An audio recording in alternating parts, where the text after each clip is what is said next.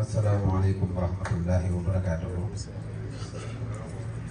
maa ngi leen di nuyu bu baax mbokki Sénégal yi fi teew yëpp di am mbégte lool ci teertu bi ak coono yi nga xam ne gis naa ni jànkonteel ngeen ko bu baax pour lépp jaar yoon. mu nekk tukki boo xam ne tamit wax dëgg yàlla man mii fi ñëw waaju ma ko te xam naa ne yéen ñi ma dalal tamit waaju leen parce que bi may ñëw damaa ñëwoon rek pour Lomé ñi ma ñëwal sax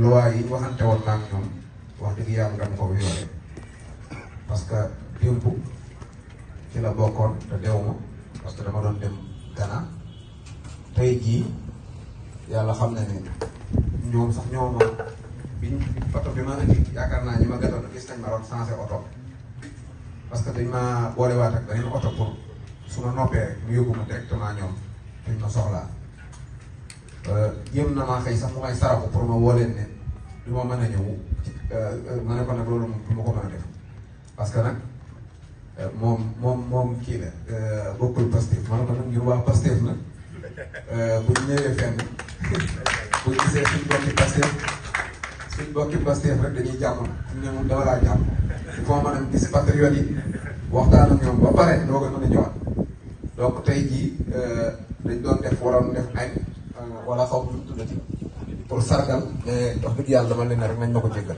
waaw repas de remerciement mais dama leen ne loolu nañ ma ko jéggal rek ma ñëw donc li ma ci jublu nag mooy wax buñ ma wax ne fii amul benn responsable Pastef bu fi mas a ñëw ak Ghana ak Bénin ak Togo loolu nag bi ma ko waxee ma ne ko élection yi jàll kon xanaa Pastef amu fi dara mu ne ma pourtant moo gagné Ghana moo gagné Bénin Togo 2 points lañ ñu rawee ma ne ko ah loolu de kon day wane ne ñu fa nekk ay patriote lañ parce que doon patriote moo mën a tax Macky Sall ak ni muy politique nga xam ne boo ko àndut ak moom dina la xañ ba xañ la loo moom ba pare di la ger boo mënee dumóoyu xeex ak moom ba gagné vraiment bu fi Ousmane Sonko ñëwoon ñu wax ko dina sol dàllam dem ba ci ñoom remercier leen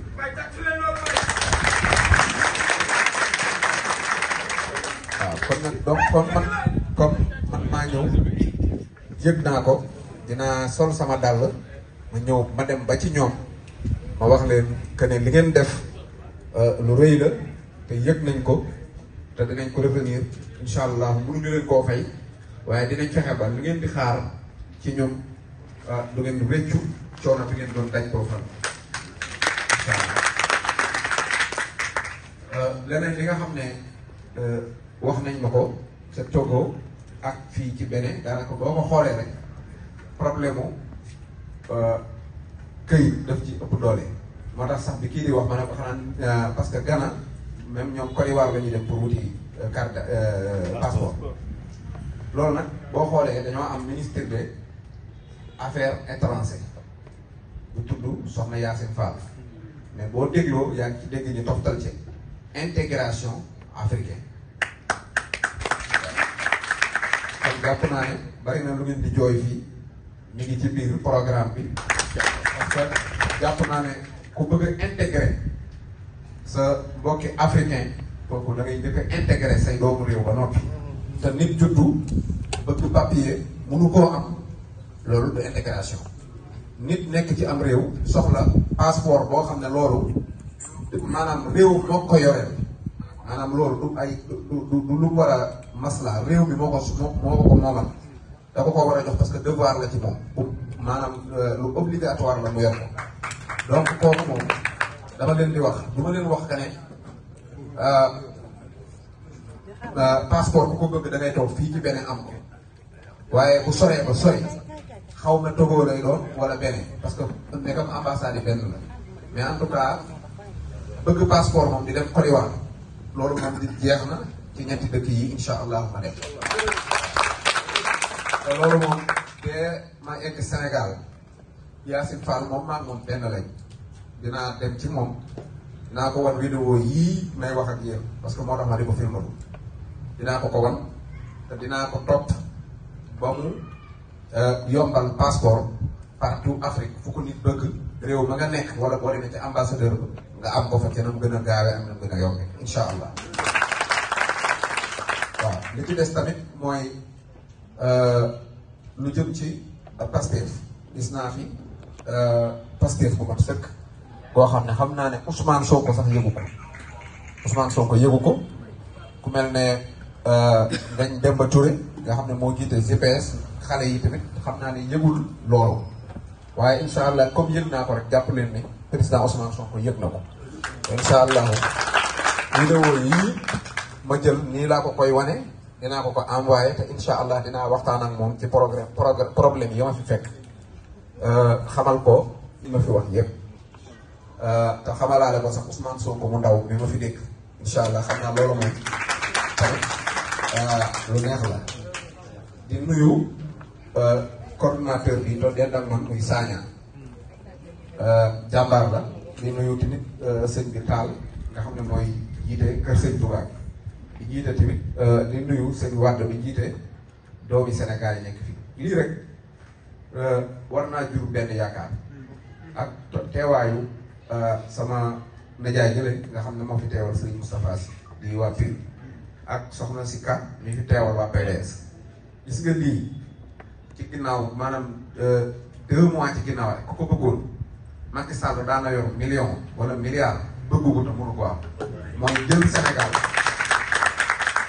Sénégal dajale leen ci benn place woote na dialogue fu ne dugg na fa mënu ko am parce que tey kii yoonam nekkul ci politique moom doomi Sénégal yi ñoo ko fi nekkal kii yoonam nekkul ci politique waa kër Sëñ Tuubaa yi ñoo ko fi nekkal ñoo ko fi tax a toog kii politique moo tax mu toog fi kee parteem la yor kële parteem la yor mais tey ca dëgg sénégalais boo xamante ne maanaam mën ngaa am sa féete waaye Ousmane Sonko moom maanaam doomi Sénégal yëpp ñoo ko bokk bëggandoo moo xam ngay imam moo xam ngay doo mën a waaw sëriñ bële am na sa mbokku taalibe moo ne waaw lu tax Diomaye gagné Pire ma ne ko Diomaye mooy yéenay sëñ Moustapha Pire mooy jëfam te yéene mooy ëpp jëf waaw parce que man waxtaan na ma sëñ Moustapha ci Sonko xam naa ne mbëggeel gi mu ko bëgg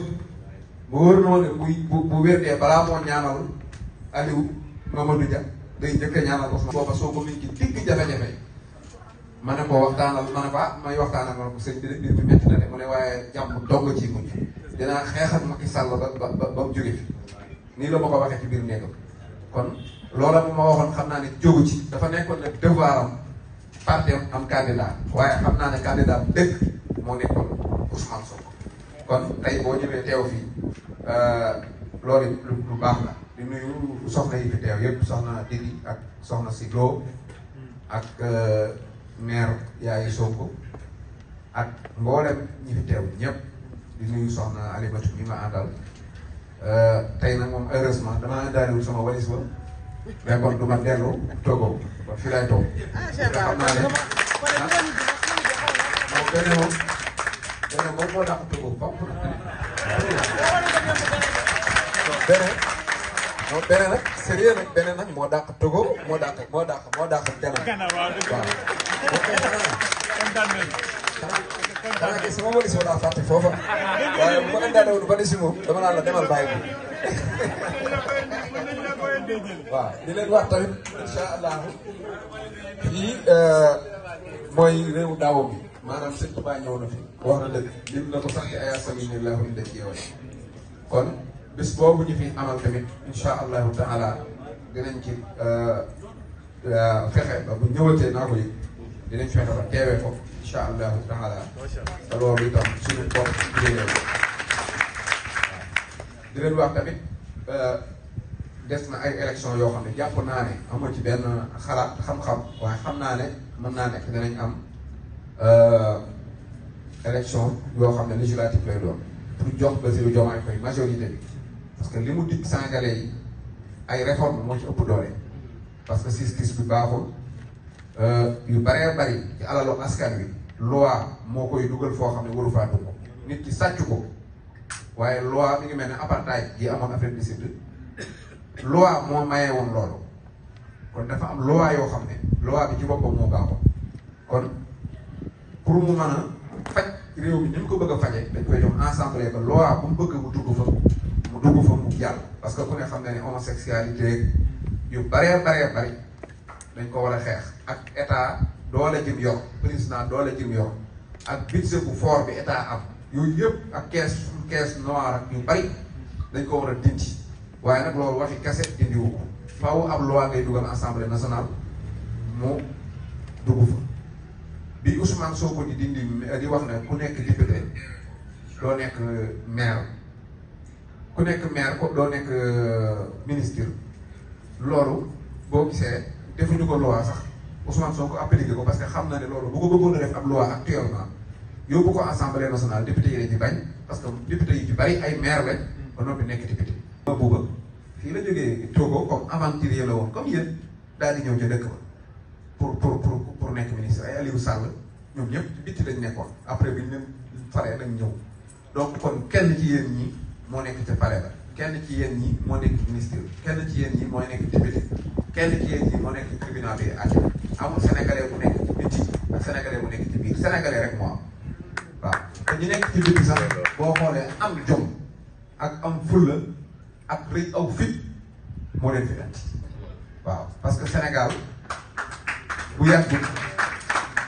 bu yàggul tukki rek dem Dakar rek ku ko ma sant def sa yaay day ñaanul parce que danaan sànko di sama doom ja dem na Dakar ñun liñ xamoon mooy yeewoo ci dëkk ba di bay di dunde ñi gën a yeewu ñoo njëkk a dem ay Côte d'Ivoire dem Cameroun ñooñu ñooy bi France tijjee Europe ñoo njëkk a dem Europe biñ ñëwee di tabaxi étage di dawale oto ñu làmb xam ne lii moom lu wóor la ku dem Europe da nga tabax étage di nga dawal oto gars yi song Europe moo tax ñuy jaar ci gaal waaye Afrique ñaare ñi fiy des dañuy am métier dañuy am fit dañuy am xam-xam mooy tax ñuy des ay dëkk Afrique yëpp te am na ko ma nuyu léegi di wax ni jaay Daouda la dama koy laaj Daouda toujours ma ne ko man lu tax ñi may gis ñu nekk aventurier ci réewi Afrique maam dañuy nekk ay nit ñu yeewu mu ne ma daa metti moo tax waaw te foofu da ngay jaxasoo ñëpp ma ne ko di ngeen muus de te man xam nga man xam naa ko muus parce que sëriñ laa boo xam ne su ma xëyee fukk ñu nekk Europe dinañ ma woo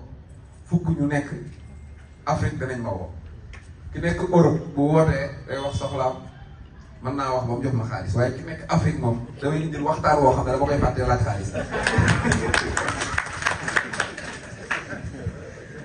loolu nag moom lu ma seetlu la waaw suñ ma woo daal dañ koy dugal ci politique am na sama xarit bu nekk Niger boo xam ne bis bu guddi ko jot balaa maa tëdd dinaa ko woo même ki ma indi Togo gi man 6 heures du matin laay tëdd moom 6 heures du matin lay yeewu bu balaa tëdd man balaa maa tëdd dañuy déggante ba noppi moom mu dem xëy ma daal tëdd noonu lañ ñuy déggantee ba ma ñëw fi donc man xam naa ne ñi gën a intelligent gën a yeewu gën a am fit ñi ngi boo leen doon wëri ñi ngi ci pays africain yi waaw te am ay métier loolu da ngeen koy xam ngeen boole seen bopp Afrique bi yëpp bu fekkee amagu leen ko ngeen def ko benn fédération Pastef bu dëgër boo xamante ne da ngeen a xàccandoo di dóorandoo di ngeen mën a am seen député assemblée nationale problème yi ngeen am yëpp mu leen koy waxal tey itam sax bu ñuy formé lu ñuy formé te réew ma da ngeen di taxaw laaj seen wàll ñu joxe ko loolu moom des na ci yéen waaw parce que Ousmane Sonko moom nit la koo xam ne liggéeyal Sénégal moom kooku moom am naa ci confiance totale. xiif xam ne da ngaa xiif nga fexe noo lekk mar xam ne da ngaa mar nga fexe noo naane bëgg a sëy xam ne da ngaa bëgg a sëy nga dem fexe noo sëy loolu guddi jot wóoratul ci yow nga dem ci roq tëdd fa bu nit ñi nelaw boo demee ci xar yi fekk ñuy nelaw liy wutale nit ak xar ci wàllu xam-xam aussi mooy que boo gisee nit am xam-xam dañuy wax ne diw chercheur la mooy dangaa génn sa jëmm dem chercher ci dara dem ci garab man cee xam dara dem ci jaww ji man cee xam dara dem ci fexe ba mën a defar avion buy daw fexe oto buy daw avion buy naaw mën a fexe defar ordinateur téléphone parce que loolu judduwaale woo da nga ko chercher ba am ko chercher boobu nga ko chercher la loolu itam ñuy wax diw chercheur la mooy borom xam-xam waaye xam nooy lekke xam nooy naane xam nooy lijjantee say mbir tamit bu sénégalais yi ñëw fii di tumuraanke nga ne sama yoon nekku ci buñ nekkal sëñ Touba nga ne sama yoon nekku ci buñ nee politique bu Sénégal ma ngay yàq nit ñaa ngay dee nga ne sama yoon nekku ci man maa ngi lijjantiku yaa ngi lijjantiku mais jël nga sa dund defaat ko dund xam ak nag waaw moo tax lii ci humanité la bokk def ay association nit ñi di laaj ngay joxe di jéem a saytu kii nit ñi la mooy seen problème intérêt commun nan la ñuy def ba taxawal ko nan la ñuy def ba développer réew loolu donc nit deful ci kaw suuf lu ëpp loolu parce que boo jëloon benn doomu aadama dugal ko ci hôtel bee bu muy dund rek taal kilim yi di noos nga jël keneen yóbbu ko ca kaso bee wallahi bu ñu amee 70 ans boo leen génnee ñaar ñu màggat rek lay gis bu ñu amee 80 ans 90 ans boo ñëwee ñaari néew nga fay fekk daanaka dund ci biir kaso dund ci biiru hôtel ak loolu amul njariñ li am njariñ mooy dundal environnement bi nga xam ne moom nga fekk ci kaw suuf am loo ci puus mu jàll ba beneen doomu aadama bu ñëwee puus leneen nit deful ci kaw suuf lu ëpp loolu nekk di dund bànneex mu dara parce que bànneex boo dundoon démb rek buñ la ko tegalaatoon tey ni nga ko bëggee woon démb nga koy bëggee waat tey kon bànneex moo amul moo existé wu li existé mooy humanité bi mu taxawal ko loolu moo tax soo ko di xeex looloo tax keneen di xeex nit nag juddoo ci ab barab génn fa dem ay kilomètres pour dundaat leneen tabax leneen loolu dafa bokk ci xeetu xam-xam démb rek daa koy wax kii ci oto bi léegi dama koy fàttali ma ne ko nit lu mu gën a sori parce que dama ko wax mu ne ma loolu da koy bind di ko liir dama ko ne nit lu mu gën a sori fa mu juddoo noonu la xam-xamam toll ku yemoon sa néegu yaay dan ngay xam boo génnee nga xam ne génn nga sa néeg yaay waaye kër gi nga juddoo rek nga yem looy xam ki nga xam ne koñ bi nga juddoo rek nga yem looy xam ki nga xam ne dëkk bi mu juddoo rek la xam lu muy xam ki nga xam ne réew mi mu juddoo rek la xam lu muy xam ki nga xam ne continent bi mu juddoo rek la xam lu muy xam xoolal loolu ki juddoo ci néeg bi bu génnee ci kër gi xam na loo xam ne bi mu nekkee ci néeg bi xamu ko woon bu génnee ci koñ bi xam loo xam ne bu yemoon ci kër gi du ko xam bu génnee ci biir quartier bi xam loo xam ne quartier bu génn loolu ci quartier bi du ko xam bu génnee ci biir dëkk ba xam loo xam ne bu génnutoon dëkk ba du ko xam bu génnee réew ma xam loo xam ne bu génnutoon réew mi du ko xam su génnee continent bi xam loo xam ne bu génnutoon continent bi du ko xam kon nit war na ragal di tukki di dem waaye nag fàtte sa bopp mooy bu ñuy wax nit bul complexe mooy nit complexe ci tukkikat rek la bon ci tukkikat dong la bon parce que jant bu ne da nga gis lu wuteeg la nga xamoon di nga am lu wuteeg la nga amoon ba pare da ngay am li ñuy wax wéetaay foofu nag la nit di xamee ba xam fan la ngorom toll ak fan la naw boppam toll soo nekkee ku naw sa bopp amul kenn ku la mën a andil dara di nga ko jël waaye lu tax nga wàcce la nga yor li nga wéetee li ngay bëgg a def da ngay xool ba xam yaa ko bañ ne doo ko def wala nit ñi ñoo ko bañ nga koy bañ su fekkente ne yow yaa amul jomb ak mbañu sàcc wala naan sàngara wala def dara nga dem ba beneen wala fu sori kenn gisatu la ngay sàcc ba ngay naan sàngara cela veut dire que du yow yaa ko bañoon mais nit ñee ko bañ rek nga koy bañ foofu nag la gor am mooy nit day gore ak boppam yaay defal sa bopp choix ne man de du ma naan mu sori mu wéet mu guddi mu lëndëm du ma ko def du ma jëlee fi jàpp loolu gor foofu lay natte boppam complexe nag mooy saa boo amee lu bees nga seet ba xam da ngay sànni la nga yoroon wala da koy yokkee li nga yoroon kon donc ñëw fii tabax ay kër Sëñ Tuubaa yooyu yëpp rek dafay duggaat ci des complexes yi nga xam ne moom la sénégalais am mooy saa bu ñu amee ñëw nañ ci beneen dëkk am nañ fi beneen xam-xam dañ koy xool nan lañ ko dollee ci liñ jëlee woon Sénégal loolu nag jàpp naa ne dañ koy waxaat rek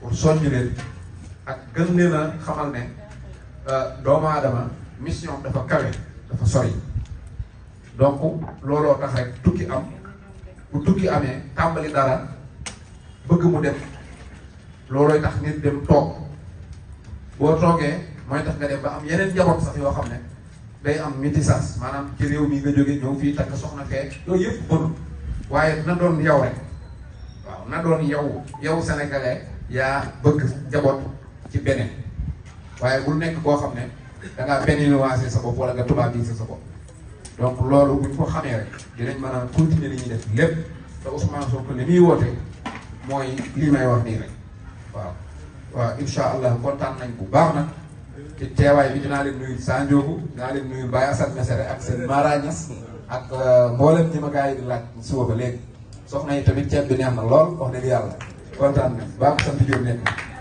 jërëjëf. Sénégalais yi nga xam ne aussi ñoo nekk ci àll léeg-léeg dañuy am problème mu këyit fii ci Afrique ndox li Ghana fii tey ñun mënuñu fee am passeport tey bu ñu bëggee passeport il faut ñu dem ba Côte d'Ivoire doog fa am passeport bu ñu fi bëggee carte d'identité il faut ñu dem ba Côte d'Ivoire mën fa am carte d'identité yooyu tamit dañ ci dimbali ñun ñi nga xam ne ñoo nekk ci àll bi fii pour ñu mën cee gën a mu gën a yomb si ñun. ñaareel bi mooy dañoo bëgg foyer fi nga xam ne mooy Ghana parce que Ghana bu fi mbir xewee ci biir Sénégalais yi fu ne la ñuy toltolaan amoon nañ ko moom lañ jël léegi def ko maison d'ambassade moom la ambassade jël tabax ko nekk fa muy lu rafet mais ñun soxla nañ aussi tamit kër goo xamante ne ni Sénégalais bu ñu amee soxla mën faa daje. ñaareel bi mooy dañ fay am kër Sëñ Tuubaa boo xamante ne ni ëpp na fi fukki at ak nangam kër gi bougé wul. terrain la bougé wul kër Sëñ Tuubaa fii ci Ghana mënu ko foo tabax dafa guñ ci sax ñetti briques kon ni dañ ko kii ba léegi boo demee maanaam tey ay ñaxa fa nekk sëq def lépp kenn mënu faa def dara loolu tamit bëgg nañ sëñ bi loolu tamit boo demee ba ci kilifa yi ba ci Cheikh Moussa nga dimbali ñu nga waxal ñu ko ne ko mu dimbali ñu ci kër Sëñ Tuubaa gi nekk fii pour ñu mën koo tabax ñun ñu mën a am kër Sëñ Tuubaa fii ci kër ndax Ghana amuñu fi kër Sëñ Tuubaa dañu koy luwee maa ngi ci jégalu asalaamaaleykum. man li ma gis surtout suñu diggante ak ambassadeur lu gën a bari man li ma gis mooy yëguñu na nga ni yëguñu nu considéré wuñu ambassade yi man ni ma gisee buñ ñu considéré woon lii nuy jàmbat tey fi moom mii mu dajale woon nu jàmbat ko nu seet solution waaye ñàkk noo considéré ñàkk a toog nun ñàkk noo yëg moo waral lii tey kañ ngeen fi mas a dégg ab ambassadeur ñëw fi wala kenn ci ñoom ñëw fi woonu waxtaan ak ñun. man de mosuma koo gis. c'est Cheikh Oumar Diagne. te léegi ma def fii di. waaw ma ne ko man dem naa ba dégg ni am na ambassadeur bu yëkkati cachet am ni aventurier bi kii taxu leen yéen ñi ci àll bi taxawaale cachet bii taxu leen mu ni ma déedéet loolu buñ leen ko waxee tam lu weesu tey jeex na waaye tey la wàllu yëguñu mooy li mu wax ñu def fête de l'indépendance man de yëguma ni def nañu indépendance wala déet ca moom la ñu ko gëj ca moom la ñu daa invité da daa jox colonie bi aussi dara ñu xam ne ñu ngi tey la seen feetu indépendance waaw kon ambassadeurs yi ci ñoom ci seen jëmmi bopp en général yëguñu waaw war nañu gën a seetaat seen toogaay te itam li tax ñoom daal dajeeg nun dafa mel ni man ni ma gisee dajeeg nun gën a lu leen la war a demee ñun man en tout cas man loolu sama naqar bi gën a lu tëj aw ma problème passeport man mais dama gis ay nit yoo xam ne dañ ci sonn buñ bëggee ñibbi Sénégal dañuy am problème bu passeport dañuy obligé léegi di jël bus yi il leur faut 5 jours 6 jours voire 7 jours par voie terrestre pour ñu yegg Sénégal te loolu dafa métti pour am sauf-conduit parfois c'est la croix et la bannière pour ñu am sauf-conduit parfois dañ lay demander ay papiers yu dul jeex man récemment ba ki démb am na xale bu fi ñëw bëgg ko ñu naan ma ay indi passeport beeg yu kenn xamul kii laa woo mu naan ma non c'est que c'est-à-dire ma ne ko hey si je vois l'ambassadeur dina defar passeport bi ci nii wala ci naan parce que xam nañ suñuy droit am na au moins jàng nañ tuuti xam nañ loo xam ne si lu yoon la ak lu dul yoon am na ci yoo xam ne si ni loolu c'est l'état c'est pas Pastef ou bien APR ou quoi mais c'est l'état du Sénégal nit ñi buñ nekkee ci bit yi nañ ñu soppi ko réformer ko def poste banque ndax ñoom ñoo yor CDC ñoo yor caisse de dépôt et consignation xaalis am na fa donc xaalis boobu mën nañ ko utiliser pour defar ci poste banque boo xamante ne Sénégalais bi dina yëg boppam ni ubbee RIP foofu ouverture de compte xaalisam si réew mi la nekk nekkul ci ay société générale société française nekkul ci ay banque marocaine ay Ati Diarra wax fa banque et cetera mais ci sénégalais yi ñoo ko moomal seen bopp et cetera loolu benn loolu soo ko créé pare fexe ba am banque assurance poste assurance voiture de l'État voiture des Sénégalais du manière générale ku yëg sa bopp di réew mi ni muy doxee dem di assuré wu foofu parce que jàpp naa ne li ñuy fay assurance muy xaalis ay milliards te que boo dawalee ba at mi jeex defoo benn accident defoo benn faute dara du dellu si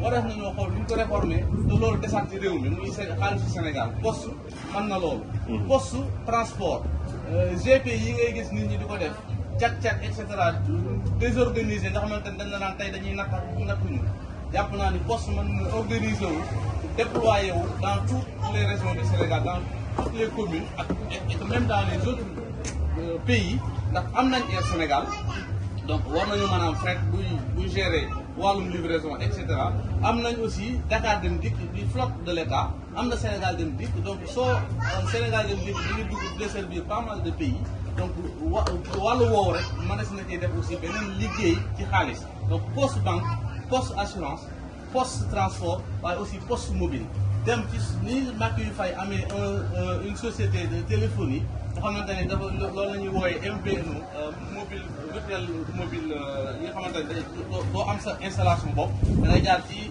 installation jàmm comme Sonatel war nañ ko mën a jox licence boobu la poste mu am ay forfait mobile yoo xamante ne xale yi dootuñu sonn 5000 francs dafa doy sëkk ci am réew pour que nga mën a am connexion illimitée dans le mois tout connexion internet la bëgg wax parce que comme am nañ 3IP ci yeneen kii mën nga woote donc jàpp naa ni lu jàmp la te loolu c'est des milliers d'emplois yoo xamante ni poste mën na ko engager d'une manière directe et indirecte boo jógee si loolu nag maintenant ci wàllum mbay mii ñu wax maa ngi leen ci encourager ci li nga xamante ne nee nañ dañuy def ay kii communautaire pour jàppale nit ñi ñu nekk en association demal sa bopp dafa xewi fexe organiser wu d'une manière communautaire pour impacter la souveraineté alimentaire loolu dafa jàpp naa ne lu ñu war a doxal la te dak yi ñu dellu si waat ci dak yi ndax mindset dañ ko amee woon am na solo waaye dañ ko liggéeyul nañ ko waroon a defe mooy domaine agricole aménagé yi ñu defoon donc loolu moo nekkoon sama contribution. tey Serigne Bara Ndiaye daf ñoo seet taxawee ñaari taxawaay nag Baye Ogo ñu présenté la suñu mag ñi ba pare donc xam naa loolu laa war a jëkk ñu mooy Baye Ogo Diop moom suñu mbokk ci jaar la waaye suñu daal di suñu tubaab bi moo tamit fédérateur bi boole rek la mën bu fekkee dara lu ñaaw te lu ñaaw rek ñu fexe ba boole kon moom bu ñu gëstoo gis ko suñu wet dañuy am solo ci bëgg Pastef la moom su ma Baye Ablaye Gueye moom yàgg nañ ñoom ñaar yàgg nañ trop ëpp na 30 ans yi kan mooy Baye Ablaye Gueye moom tëgg la suñu papa la yiir ñu bu gisee lu ñaaw bu wax dañuy woo nangam nii nga war a doxee léegi nii moo gën ñoom la ñuy roy moo tax Pastef bu mu juddoo ñu gis leen di ñëw adhéré automatiquement vraiment dañuy xam ne ci liñ nekk dëggu la ndax ay mag moom ci luñ dugg rek dëggu la waaw rawatina madame Gueye Coumba Gano mooy suñu coordonnatrice moom yàlla def na nekk waaye bàyyi na fi ñu mat bàyyi yàlla moom xam nga moo topp ci moom madame Kanga moo yore jigéen ñi Pastef macha allah man maa yore communication bi ñii ñoo nekk ci biir bureau bi ñuy ay jàmbaar yu faq nag rawatina madame Gueye kooku moom dañoo bëgg nga defal ko benn spécialement ñaanaloon ñu ko ndax jigéen ju mën góor la jàmbaar la ba pare day bàyyi këram dafay sonn ñun waa Pastef fii demoon nañ ba benn instant moom lañ bëggoon moom nag tellement dafa sonn bàyyiwul oto bàyyiwul këram day bàyyi ménage am nekk ci biir terrain bi vraiment di massifier te joxul kenn ñaar ko waaye dafa dëgg rek moo tax ñëpp ànd ak moom moo tax fi ñoo ko gagné 100%. ñun ñooy may nekk opposition bi fi ñëw gagné législative bee passé gagné présidentielle ndax sa waay 70 millions la fi tuur fii gànnaar moom la fi joxe ñun joxewuñu dara waaye ñoo gagné kon day wane ne dañuy nekk dëgg ñii moom suñuy soxna la fu ñu gëstoo gis leen ngeen ñaanal lañ leen bu baax a baax a baax a baax kon nag Cheikh Bara noonu nañ koy bàyyi mu tijji mu ñaanal ñu bu soobee baax. ñu fi teew ñëpp mooy ñu fi teewal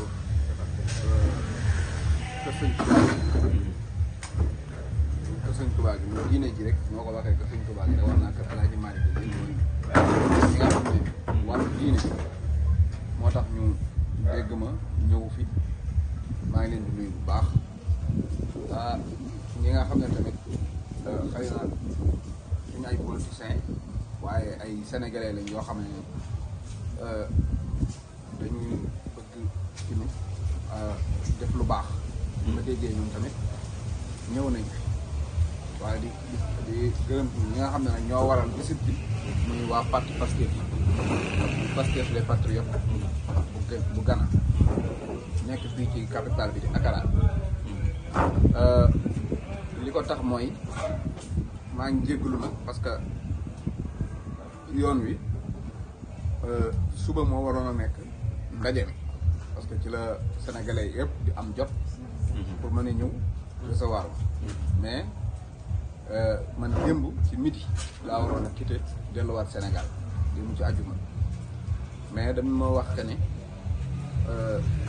fii loolu nag maa ngi bëgg président Ousmane Sonko mi nga xam ne moo jiite parti bi mu dégg ko ak Ngagne Demba Touré maître Ngagne Demba Touré mi nga xam ne moo jiite GPS bi ak góor gi Mayaabe mooy ki jiite suñu mbokk paa yi mooy magu Pastef yi parce que dañ ma signalé que ne fii kat bëriwul ay tànk lu fi nitu Pastef di ñëw ci leader yi ñu xàmmee sax daanaka kenn mosu fee ñëw ci loo xamante ne lu officiel la muy Bénin ak fu mel ne fii ñu toog muy Ghana ak fu mel ne Lomé mooy gi ma jóge ak Cameroun nag dëkk yi wër yëpp biñ ma ko waxee nag vraiment nee naa leen loolu de kon war nañ ko wax waa parti bi ñu ñëw fi man foofu rek laa yemoon mais ma ne waaw kenn moo gañee Ghana ñu ne waaw ñun ñoo gañee Ghana malgré que Ousmane Sonko mosu fee ñëw Bassirou Diomaye ñëwu fi Ngagne Demba Touré ñëwu fi maanaam waa parti bi kenn ñëw fi kon donc ay moyens ñëwu fi leader sax ñëwu fi tréewul ñu gañe parti boo xam ne ni muy doxee ñëpp xam nañ ko mooy day yor alalam bu ñëwee jël ay jël ambassadeur bi jaarale fa alal ji sotti ko jënd ñëpp bu élection yi jotee mu gañe ma laaj Bénin kasaalika daanaka noonu la demee ma laaj Togo defe naa 2 voix la leen waa kër Macky Sall rawee ma ne nag ñii de effort bi ñu def nii man tamit dinaa def effort comme bi ñu def mooy ma annulé sama yoon wi pour pousse bee bi ba lundi léegi sax lañ may wax que ne lundi kii la nu mu tuddati mooy seen élection yi foofu Togo kon donc man mardi laay mën a ñibbi sax mais jaral na ma ko parce que dinaa ñëw ba fii parce que ñëwuma fi pour soññu leen mais dama fi ñëw rek pour remercier leen ak jàpp naa ne ñëw bi ma fi ñëw dina leen bégloo parce que boo yàggee àll boo gisee ku jógee ci Sénégal day mel ne da ngaa demaat Sénégal tey loolu moo tax ma ñëw vraiment pour wax leen remercier leen tey jàpp naa ne à travers ñëw gii ma fi ñëw dina tax sénégalais yi xam ne Sénégal am nay patriote dëgg yoo xam ne dañuy taxaw ci mbedd mi xeex Europe am na ko waaye nañ xam ne tamit sous-région bii di Afrique tamit am na ay patriotes yu dëggu yoo xam ne li ñuy def xaaruñu ci président Ousmane Sonko xaaruñu ci xaalis xaaruñu ci dara alors que sax dañuy jéggi xaalis pour dem def li ñu war a def. kon jàpp naa ne li tax ma toog mooy révolution bii am Sénégal tey li ñu jàpp mooy. waaleykum salaam wa rahmatullah li ñu jàpp mooy. sénégalais yi fépp fu ñu mën a nekk ci biir àdduna bi participer nañ ci xeex bi nga xam ne moom lañ doon xeex pour jox Sénégal indépendance bi mu war kon nag ba loolu moo tax ma ñëw di leen di wax président Ousmane Sonko Togo ak Ghana gii ma toog ñu war a dem beneen suba fu ci nekk am na ay doléance yoo xam ne sénégalais yi fi nekk ñoo koy yëkkati di ma ko jox keneen naa ko jox président Ousmane Sonko mi nga xam ne moom moo tax ñu bokk Pastef ak ñu jox ko président Diomaye Faye mi nga xam ne dañ ko wateel doléance yi nag daanaka lépp benn la boo ko dégloo parce que ñii dañuy wax jëm ne ñii wax jëm ne mais benn doléance lañ am mooy ambassadeur bu baax bu leen yërëm te méngoo ak ñoom pas-pas bi ñu am ci bëgg Sénégal nga jox leen ambassadeur boo xam ne day nuroog ñoom pas-pas méngoo ak sénégalais yi xam ne te bu fi sénégalais yi nekkul woon rek kenn du ko fi indi. dañ ko fi indi parce que sénégalais yi sori nga ñëw jege leen pour mën leen a jàppale loolu moo tax ñu andi leen daanu nag dañu suuf mais gën a la góorgóorlu pour nga gën a jàppale sénégalais yi bu dee kële nag ñun ñëpp dañoo demandé départ te incha allahu dina départ parce que bu ma demee Sénégal moom dinaa ko wax kilifa yi nga xam ne ñoom ñoo war a def moom mu jóge fi pour indi keneen ku nga xam ne bu ñëwee dina mën a deflante ak ñoom parce que ambassadeur boo xam ne da ngay far APR di politique di xeex benn parti vraiment ña nga faraloon bu ñu demee wax dëgg yàlla yow da ngaa war a dem topp leen waaw loolu mooy yoon te comme moom da doon politique di jàppale borom këram ak yooyu di def ay yëf ba dem far yàlla def na la mu bëggoon sottiwul sénégalais yi xeex nañoo ak ñoom daaneel nañ leen Macky dem na ba nit Maram Fall daa war a dem yaakaar naa ne loolu mooy li tax li gën ah waaw bu dee kii nag bari gars yi nee nañ politique waaw bu bari nag comme politique ul na góorgóorlu waaw na góorgóorlu waxuñu la nga ñëw di politique ak gaañ mais ñëwal ci kër Sëñ Touba gi ñëwal ci association sénégalais yi del ñëw ci restaurant bi gars yi di añee ndax xam sénégalais yi lan lañ bëgg lan lañ nekk sénégalais dañoo soxla kër foyer foo dem foyer des sénégalais bari dafa war a yëg ni sénégalais yi dañoo soxla kër gana amuñu ko fi waaw kon nag bari amuñu fi loolu président de dafa amuñu fi dara loolu mooy daanaka problème yi ñu fi dégg yëpp ñun du ñu mën a saafara mais mën nañ koo jotal dañ ko war a dégg incha allahu taala dinañ ko jotal bañ jot ci tey dinañ ci taxaw bañ am parce que nit ñi ñun moom la ñuy liggéeyal donc boo dee sonn ñu xëy 8 heures comme ni président Diomaye def Ousmane Sonko di ko def xëy suba 8 heures bi amatuñ benn vie seen àdduna ba noppi ñi ngi koy defal gisuñ ci seen bopp loolu dafa metti donc di xam sax lan mooy problème nit ñi nga mën di leen ko joxaat bañ ko mën a xam ne réellement lii mooy problème bi parce que man bi may ñëw fii tey ku ma waxoon lan mooy problème bi waa Togo wala waa Ghana xaw ma ko tànk kon liñ naan borom mbaama xam maawa voilà léegi nag man dégg naa te incha allah dinaa jotal te ñi may jotal tamit xam naa ne defar rek moo leen tax a jóg te dinañ ko def incha allah donte dañuy réformer waat ñu ambassadeur war a nekk fii nga xam ne obligation la ngay réunion ak kii bi wala mu am daal yoon yoo xam ne ñi nga doomu Sénégal yi ci nekk dinañ am ak yow contact direct loolu dafay am par force incha allah bu dee affaire xaalis bi ngeen waa APR xaalis ak ngeen bëgg waaye baax la may dañ ko séddoo bi soobee yàlla bi sàmm soobee yàlla dina ah baa ko leen comme wàllu mais ni ñu ko defee bi bukki bi njur bi sàmm te ambassadeur bi leen ko gënoon soxla dinañ ko dama ne woon cëcc dinañ ci dax li ñu war a dox soobee yàlla incha allah lépp dina jaar aw yoon maa ngi kontaan bu baax nag day jéggalu tamit ñi nga xam ne xam naa dinañ ñëw sama ginnaaw fekk ma dem mais lu mën a am rek mooy ndaje mi am na sëñ Diallo ngi nii coordinateur nekk fi sëñ Diallo ngi nii sëñ Jóoba ngi nii moo fi teewal Macky Pastef sëñ Guèye moo fi teewal kër sëñ Touba gi soxna si moo fi teewal soxna yi sëñ soxna Yacine mais moo fi teewal sénégalais yi kon ñëpp ak waa APR waaw kon nag sant nañ gërëm nañ ngan gi tamit maa ngi leen di wax neex na vraiment bi ma yegsee ba bi ma duggee Gana ba léegi aw benn problème moo dàq sax tooba nag léegi sama sac bi laa fàtte indaale mais damaa fàtte sama sac bi quoi kon baax na kon nag lañuy def ñaan laa bëgg a waxtaan ak yéen. Je vais échanger avec vous sur plusieurs thématiques de façon générale. dañu ñëw tey daje ak ay xale yoo xam ne dañu bëgg a nekk dara ëllëg. On a la chance de rencontrer des jeunes qui ont l'ambition de réussir.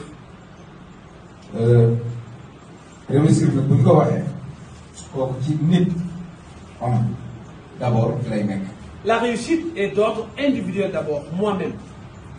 waaw léegi nit ki nag moom mooy kan. Je suis qui pour prétendre à réussir? Moi-même d'abord. nit ki dafa am benn moment boo xam ne xale la muy bébé. Tout individu a été bébé à un moment donné. mais nit la. Mais c'est une personne. am benn moment boo xam ne jeune la. À un moment donné, On grandit en tant qu'enfant, on devient jeune. mais nit la encore. C'est une personne également. am benn moment bu nga xam ne vieux ba wala mère À un moment donné, tu grandis, à tu 80 deviens ans vieux, ou 90 ans. tu deviens vieux, tu deviens vieille. ku nekk nag ci ñoom nit la Chacun, chacune est une personne. mais ku nekk ci ñoom dafa am luñ lay xaare si sa dëkk ak sa humanité. Chacun a droit à une mission. C'est que tout se passe comme si chaque vie correspond à une mission dans ta communauté et dans l'humanité de façon générale. parce que tey ku jël ay bébé ngay waxu réussite ak yooyu du dem. Quand tu prends des bébés, tu leur parles de réussite, ça ne marchera pas parce qu'ils ne comprendront rien. ku jël ay vieux ay 80 90 ans leen wax affaire réussite affaire menacement kërëb loolu tamit du dem. Si tu prends des vieux de 80 ans, c'est pareil. Il est compliqué de leur parler de la réussite, ils ont déjà fait ce qu'il fallait faire. kon lan moo tax mu nekk yéen ñun ñu taxaw di wax affaire réussite. Et pourquoi vous êtes là en tant que jeune, vous attendez à ce qu'on vous apporte tout ce qu'il faut pour la réussite? parce que réussite actuellement ci yéen ñi la mën a nekk. Parce que la réussite ne doit être gérée que par vous-même, pour nous. parce que yéen a toll ci temps réussite. Vous êtes à votre âge dans une perspective de réussir. C'est votre moment. adduna bi da ngay xëy suba entre 6 heures du matin à 8 heures tout le monde mu ngi sangu mu ngi brosse mu ngi laal parfum. teetu xool seen bopp kooku mooy suba teel bi. Le matin, je me lève, je me brosse les dents, je me lave tranquillement, je prends mon petit parfum et je me prépare à affronter ma journée. il faut ngeen dégg bu baax dañu bëgg wax. Il faut bien écouter ce que je veux dire. bu midi jotee yaa ngi gis ku nekk ñu ngi def li muy def ñii di def menuisier ñii di dawal seen oto ñii di def lépp. À midi, il y a beaucoup de mouvements à tous les niveaux. à 3 heures du matin tout le monde ñu ngi nelaw. À 3 heures, généralement, c'est un moment pour dormir. voilà moment suba teel bi ñëpp di sangu ak di defaru pour génn loolu mooy tolloon bi nga juddoo dañ lay sang solal la yére jàngal la loolu mooy matin bi. Il est en train d'expliquer que la vie, c'est une périodicité. Il y a une période où tu es enfant, c'est pendant cette période-là où tu as besoin de plus d'accompagnement. La communauté, tes parents, tout le monde t'accompagne. Ça, c'est le matin dans son analyse.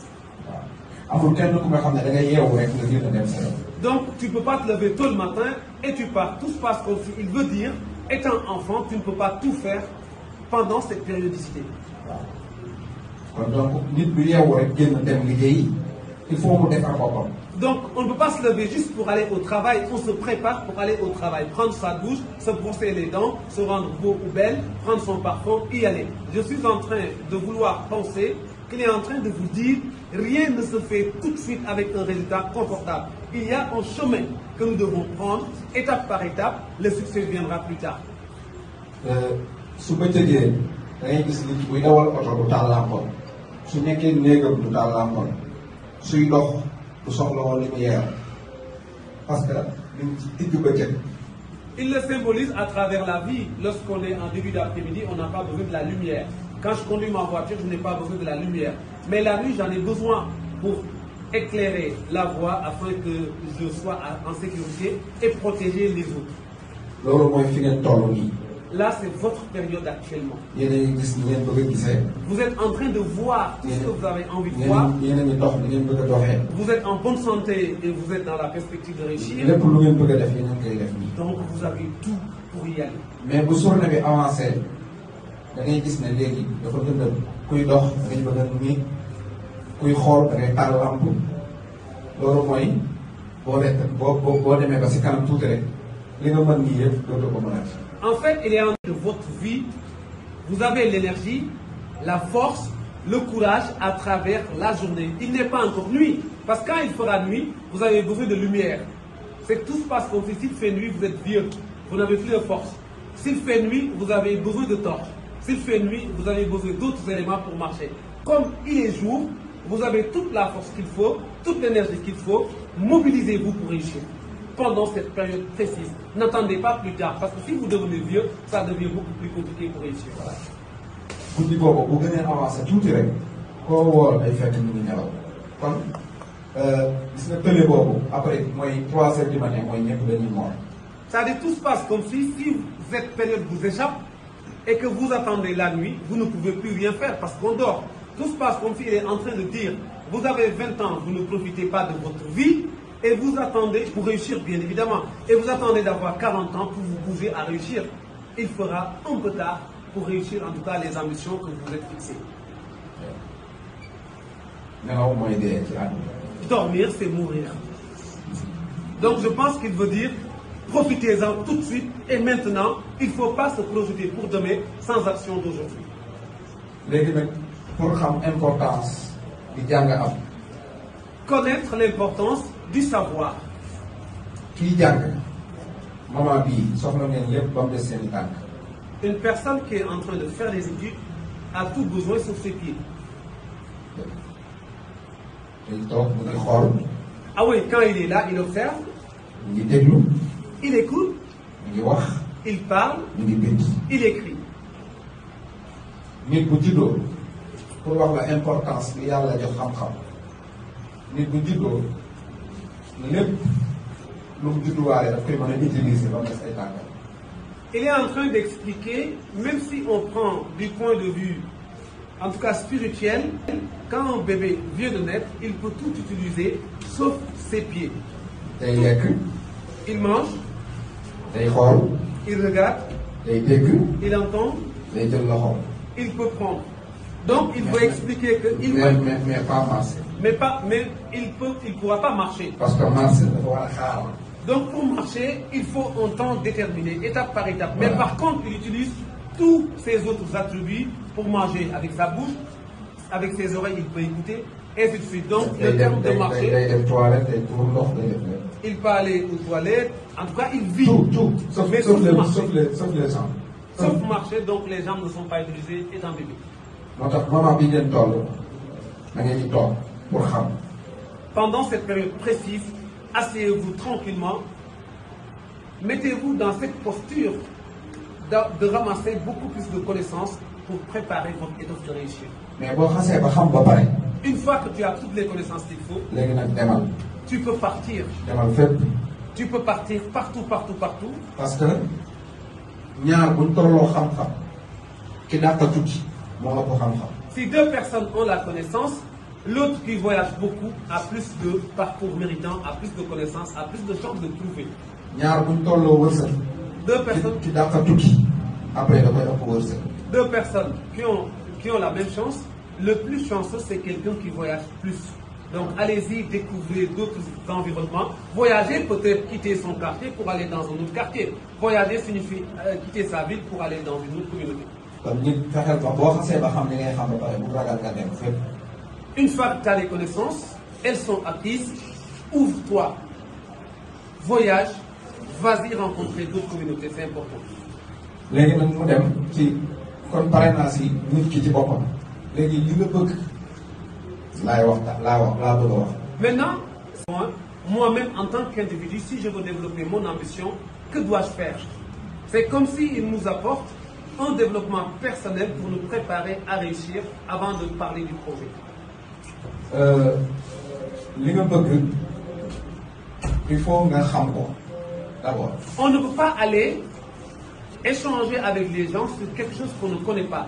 Tu as ton besoin, si c'est de devenir professeur d'université, il faut que tu le saches déjà, il faut que tu le connaisses. J'imagine qu'il faut le vivre, comme disait le ministre hier. boo xasee ba xam léegi nag il faut nga gëm ne li ma bëgg mën na nekk. Il faut y croire. Tu te fixes de devenir professeur d'université dans une dizaine d'années, il faut y croire. C'est important d'avoir une vision, de se projeter et y croire est fondamental. boo xasee ba gëm ko il faut nga moytandiku déngi maanaam di douter mën na nekk wala mënul nekk gëmal na rek mën na nekk. Une fois que tu y crois, sois déterminé avec force. Il faut jamais se poser la question de l'impossibilité. Il faut éliminer l'impossibilité dans ta façon de fonctionner. Tu y vas jusqu'au bout parce que tu y crois. Parce que entrepreneur bi maanaam chef d'entreprise bi mooy ki nga xam ne dafa réaliser ab rêve. Un chef d'entreprise n'est rien d'autre que quelqu'un qui réalise un rêve. tu as une idée, tu t'es fixé un objectif, comment matérialiser cet objectif? waaw bu fekkee affaire bi dafa nekk sa bopp rek nga ragal ko réaliser doo ko mës a nekk. Si tu as envie de faire quelque chose et tu n'oses jamais le faire, tu ne développes pas l'audace pour le faire, tu ne le feras jamais. kon il faut nga ñeme pour réaliser li ngay xalaat. Il faut avoir du courage pour réaliser les idées que tu veux développer dans ta vie. léegi moment bi koy réaliser dafa am 4 chefs d'entreprise mooy ci entreprise nit daf ciy nekk dof. Alors, au moment de réaliser, il veut identifier 4 types d'entrepreneurs. Un entrepreneur qui n'utilise pas ses potentialités. non entreprise bi dafa nit chef entreprise bi mën na nekk dof mën na nekk con mën na nekk xale affaire xale quoi defu xale mën na nekk nit. moo tax 4 personnalités la am mais personnalité de fou, personnalité de con, personnalité de bébé enfant, mais personnalité en personne sage. Très bien. Vous avez compris, non?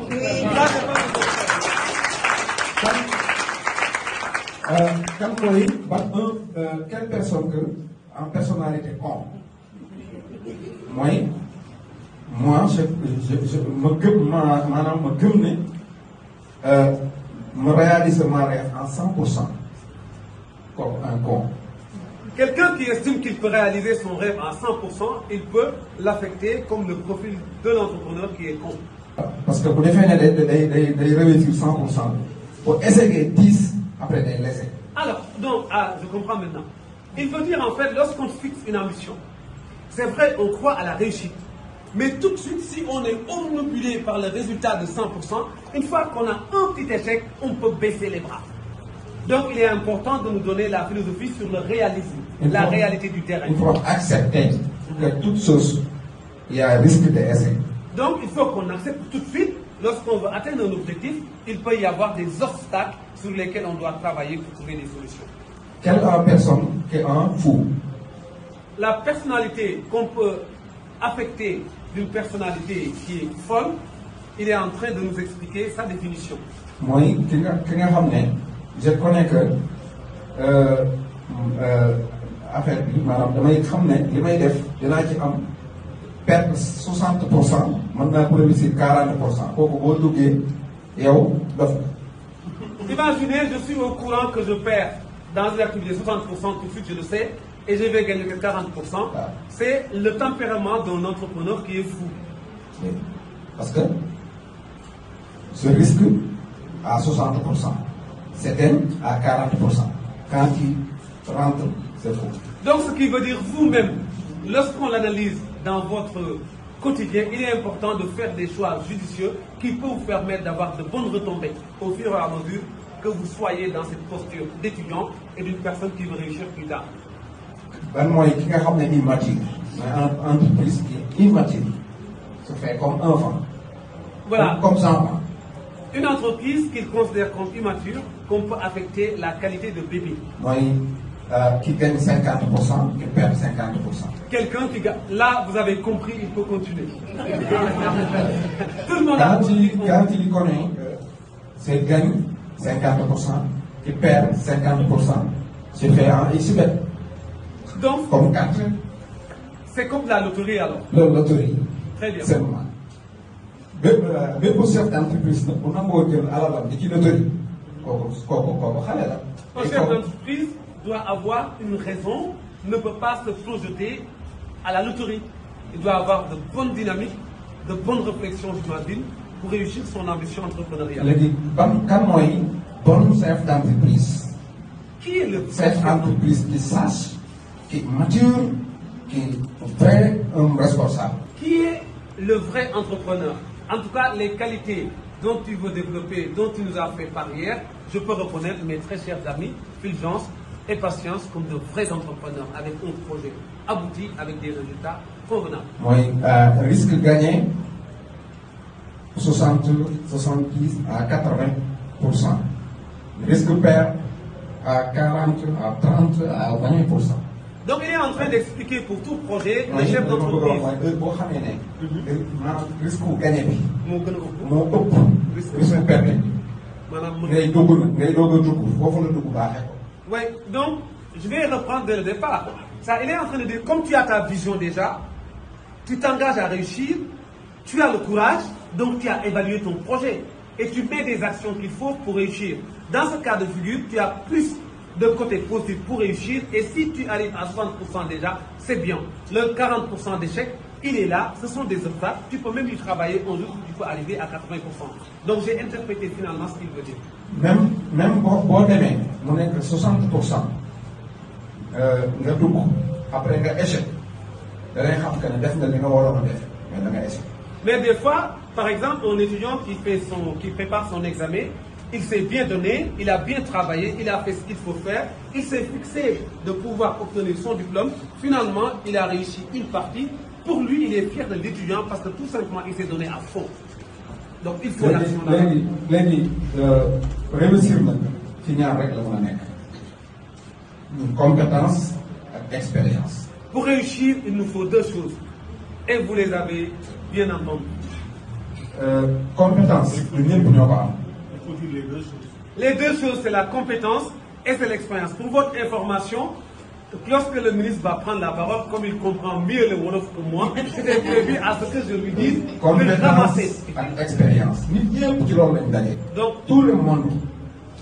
toute il faut personne, les deux. Soit une personne expérience, soit une personne compétence. Mais tout le monde, c'est pas sens de personne expérience. Donc expérience du mieux ñoo koy am. Mais compétence, notre expérience, c'est possible pour tout le monde. Expérience, c'est possible pour tout le monde.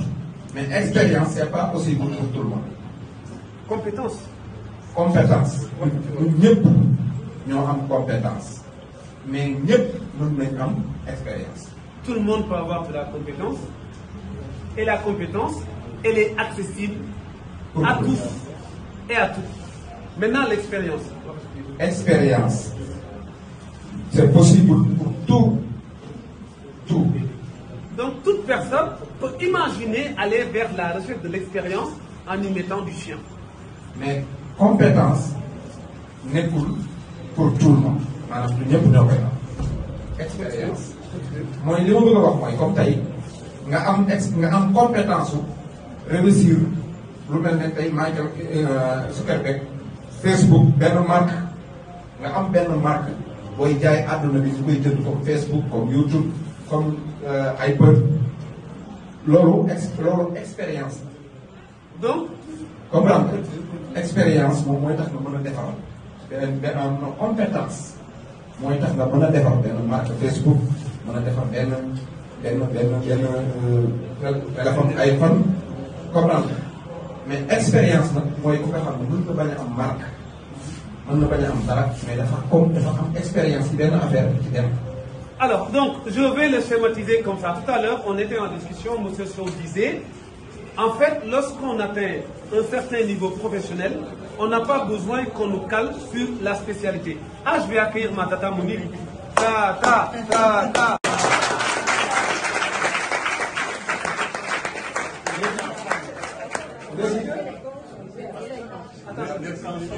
Les camps changent. Oui, léegi li am solo mooy quand tous les 11 personnes d'accord il faut défendre les camps faire tout pour défendre les camps mais quand toute personne d'accord pour il faut attaquer les camps tout d'accord pour attaquer les camps.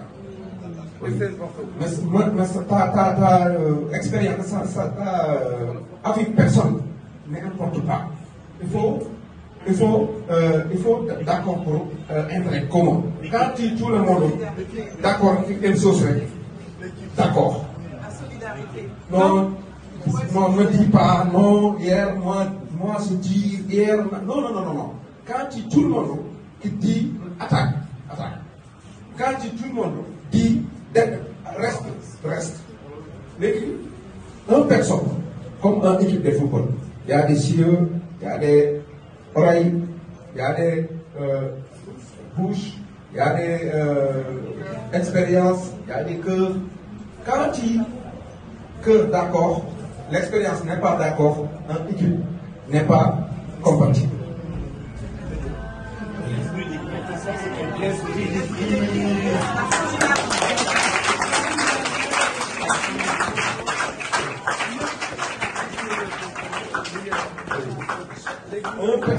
chaque personne, comme une équipe de football.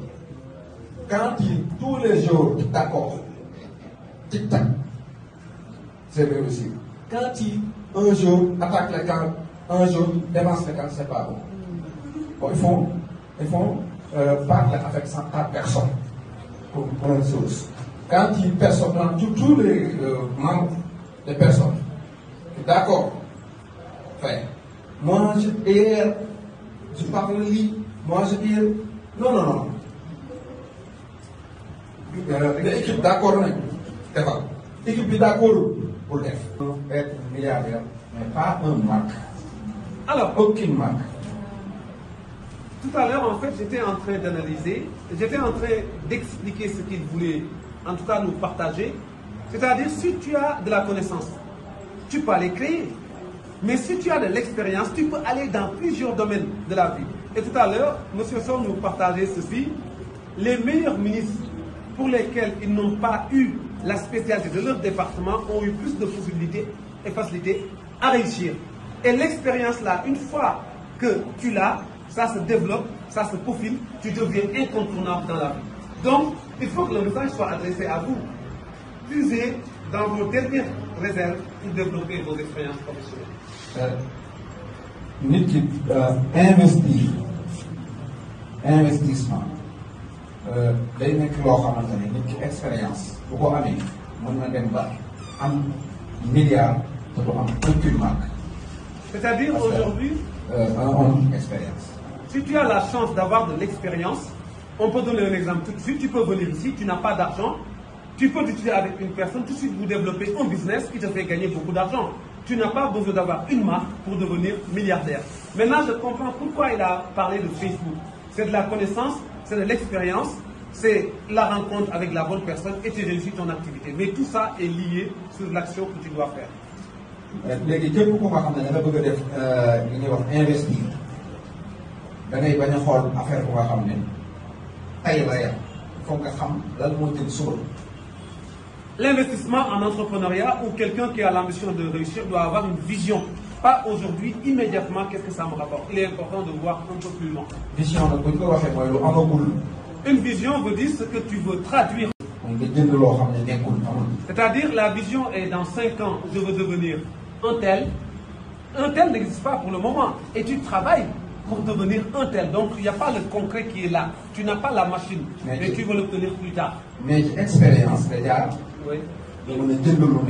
Et quand tu as de l'expérience, tu as facilement cette possibilité de te fixer une vision et de réussir à atteindre la vision. Parce que tey da ngay xam ne tabaski bi dina ñëw ñëwagul mais xam nga ne dina ñëw kon da nga am expérience su xam ne dina ñëw su ñëwee xarab dafay dox yére dafay dox nga dem investir ci xaar ko après da nga ci dem. Exemple, d'ici quelques mois, il y aura la fête de la Tabaski. Je sais que pendant cette période, plusieurs personnes vont acheter des moutons.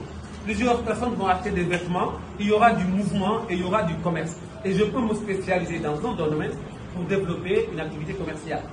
Donc ça, c'est une vision également pour lui. Képp kuy def investissement ci da nga nekk ko nga xamante ne bul yam ci lu nga xam ne maanaam ci benn jamono nit ñi dañ koy soxla benn jamono duñ ko soxla wala nga yam ci lu nga xam ne sa dëkk rek ñoo ko soxla pour nga dugg ci marché bu gàng mooy il faut nga investir loo xamante ne même bu dul sa dëkk sax maanaam mën nga ko dem soxlawaat jaayewaat ko feneen. Traduit à votre niveau, même s'il a expliqué que l'entrepreneuriat, même Kofi l'a confirmé tout à l'heure, on peut commencer tout de suite à travers son environnement, avec son échelle. Mais il faut vous ouvrir un peu les yeux pour que le produit que vous avez présenté ne puisse pas être un produit qu'on utilise tout de suite et maintenant, et demain on n'en aura plus besoin. Donc l'innovation, la créativité, la force de persuasion, l'art de vous convaincre et de convaincre la communauté font partie des éléments essentiels pour réussir. Maintenant, pour terminer par rapport à cet appel, il est important aussi que vous puissiez avoir une vision d'exporter ce que vous avez aujourd'hui ici dans d'autres horizons. Dans ce cas de figure, un travail acharné, de bonnes méthodes et de bonnes percées au niveau des autres marchés qui ne vous connaissent pas.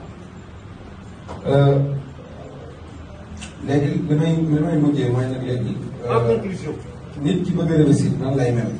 En conclusion, je vais vous partager, si quelqu'un a l'ambition de réussir, comment il doit se comporter. da ngay jàpp de football la. La vie, je peux l'imaginer comme un match de foot.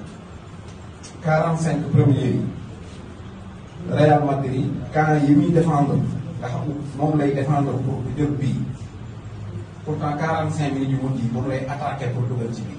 Dans un match de foot, la première mi-temps, tu es du côté gauche. Et la deuxième mi-temps, tu es du côté droite.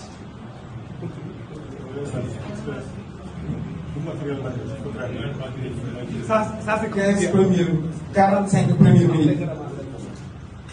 Real qui défend D'accord. un camp. Non, c'est bon. Pendant les 45 premières minutes, je suis au niveau d'un camp. Je veux marquer au camp adverse. Défend son camp. Protège son camp pour ne pas encaisser un but. C'est ça, non?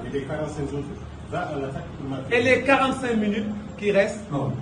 Camp bi ngay défendre pour maanaam fii nekk sa remise bi mooy da ngay taxaw di défendre fii bu mu jël bii.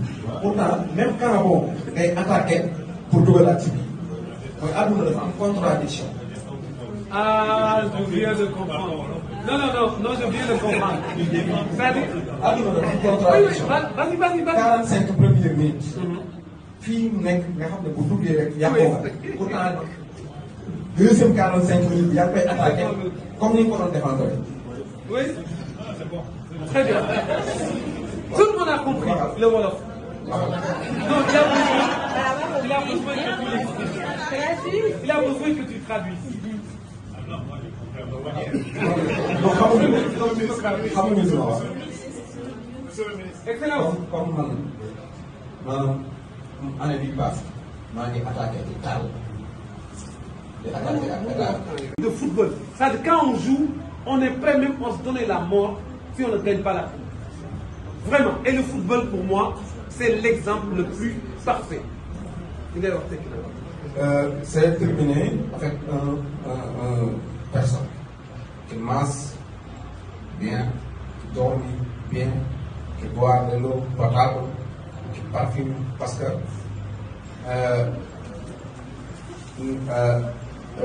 quand une personne pour nga réussir déjà il faut nga nekk nit bu nga xamante ni li ngay xalaat day baax parler maanaam day baax li ngay xeeñ day baax li ngay sol nay baax li ngay def yëpp nay baax après lu baax rek mooy ñëw. waaw mooy contribution bi léegi foofu la mu bëgg waaw. En conclusion, qu'est-ce qu'il faut retenir? Si tu as envie de réussir, tu dois aspirer tout ce qui est positif.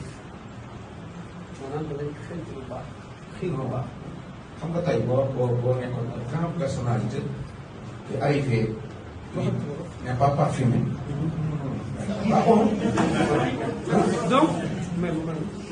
Donc, si tu as l'ambition de réussir, tu y crois.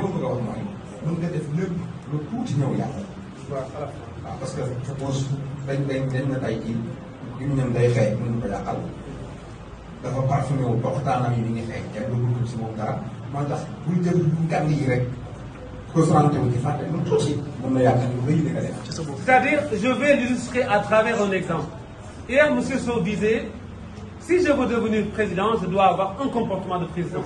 La façon de parler, la façon d'échanger avec les gens, la façon de m'asseoir, la façon d'écrire. Maintenant, il faut éviter qu'il y ait une seule contrainte qui vient gâcher tout ça. Imaginons la façon de s'asseoir. Je viens m'asseoir et je porte un pantalon troué. C'est-à-dire, juste cet exemple fait que peut-être je n'ai pas en tout cas l'incarnation d'un président. Il a pris l'exemple d'un parfum. Même le parfum que tu n'utilises pas peut permettre à ce que tu sentes mauvais et que finalement, tout ce que tu dégages, tu perds une bonne partie de ta notoriété. Voilà, donc c'est important de se focus sur ce que tu veux devenir. Tu développes tous ces comportements, mais il faut faire attention à la petite contrainte qui peut tout gâcher. Madame. ma jeexale ko ci waxu Serigne Touba dañ ko laaj nan nga def ba réussir mu ne dama xool ni échec suñu jaar ba échec ma bañ faa jaar. Il termine par une des paroles d'un célèbre guide religieux, Serigne Touba Mbacké, qui est mon guide éventuellement. parce que je suis mouride et je me réclame de cette confrérie. On lui avait demandé pourquoi il a tout réussi.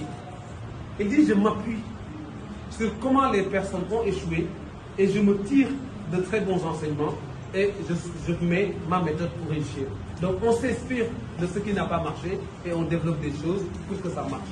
C'est ça sa conclusion. ñu laajaat ko lan mooy njëriñu wax mu ne ma bëri na lu mu wax di ko rëcc mais mosul noppi rëcc. Alors mën nga ko waxaat ci wolof. bëriwul lu ma wax mu ne moom bëri na lu mu wax après mu rëcc ko mais bëriwul lu ñu noppi après mu rëcc noppi. donc loolu lan lañ ci jàngat. liñ ci jàngat mooy pour gaaw a nekk li bu nga xam ne da ngay wax parce que mën ngaa wax ba pare maanaam di rëcc li nga doon wax mais boo noppee finalement mën nga bañ a rëccu bu taxaw ci noppi. Alors donc pour le schématiser à votre niveau on ne peut pas se lever parler pour ne rien dire. Quand on a demandé à ce guide religieux une autre question, il a dit beaucoup de choses, mais il y a certaines choses qu'il peut regretter. Mais ce qu'il ne regrette pas, le fait de ne pas parler. Mais moi, de ne pas parler, je préfère l'interpréter comme ça, on essaye. Mais en essayant, il faut de la méthode, il faut de la connaissance, il faut se documenter, il faut être dans cette perception d'une personne qui a envie à ce que les choses marchent. Et c'est important. waaw kon yaakaar naa ne loolu laa leen di loolu tey maa ngi kontaan ci yéen ñëpp. Je suis très content d'être là.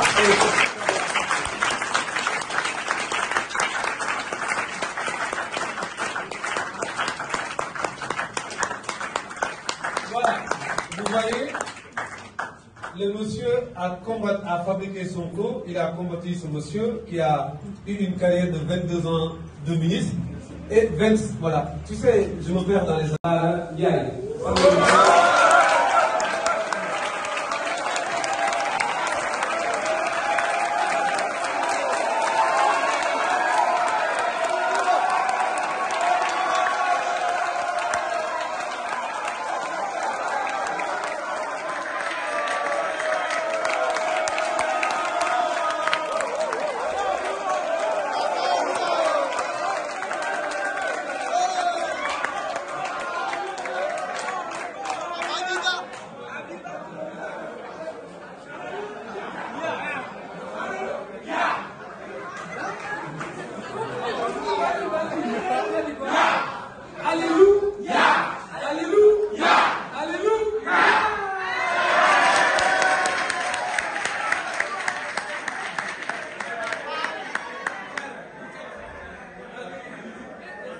Merci beaucoup.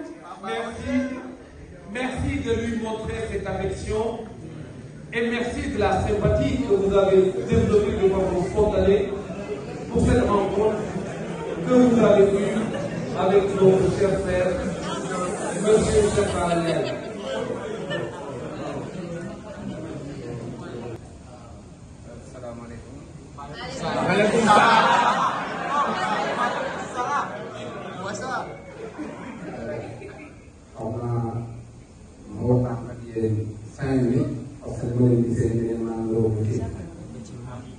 Je vais discuter avec vous pendant 5 minutes. J'ai l'impression quand même que vous avez faim parce qu'il fait très impatient.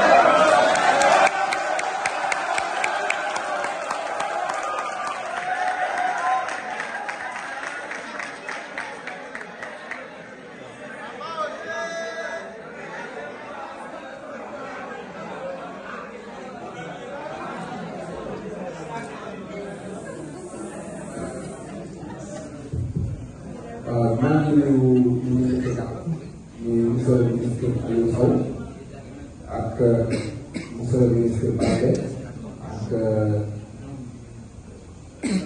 Nadège ak Mahmat maa ngi leen di kontaan bu baax dama jël loolu parce que dama ne man depuis vendredi bi ma taxaw naa Je remercie beaucoup monsieur le ministre Aliou Sow, monsieur le ministre Yero Balde, le docteur Mahamat Abdelatif et Nadège, notre sœur. Je m'excuse parce que, en tant que musulman, j'ai une obligation avec mon Seigneur, à l'heure du prix de la prière, je dois en tout cas lui réserver ce temps précieux. J'étais parti à la mosquée, j'ai prié et je suis revenu pour donner ma communication.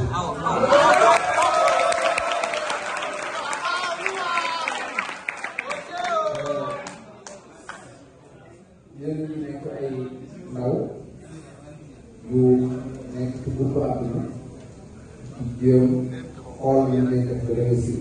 Vous êtes des jeunes, vous êtes pour la majorité en âge de rechercher le chemin de la réussite. nan ko waxee kon ñoo ngi wut lu jafe.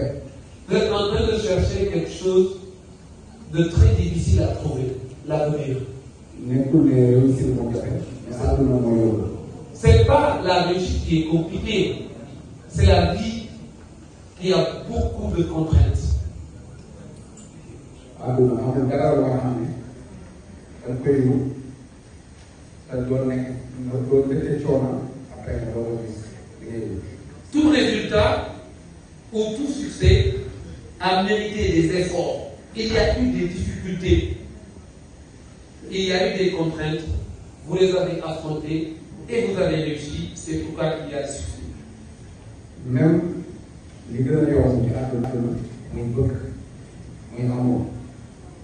Même ce qui est le plus important dans la vie, qui se traduit par l'amour, l'amour tout ça l'amour uniquement, rek nga xam ne dafa yomb nit ki rek moom mooy bëgg pourtant boo xoolee rek ki def ci ñu doon jafe-jafe yu bari balaa mu ci am lu bëgg. des fois, même en matière de relations amoureuses, quel que soit le format, on peut avoir d'énormes difficultés pour la réussir, cette relation. parce que ki ngay njëkk a bëgg boo mëntuwul da ngay ragal ba doo ko wax. Peut-être tu peux avoir peur de ne pas affronter la personne que tu aimes. Tu peux avoir de l'amour pour une personne et avoir peur de lui livrer ton message. Et surtout pour la première personne, pour la première fois que tu te retrouves dans une situation, tu peux avoir peur.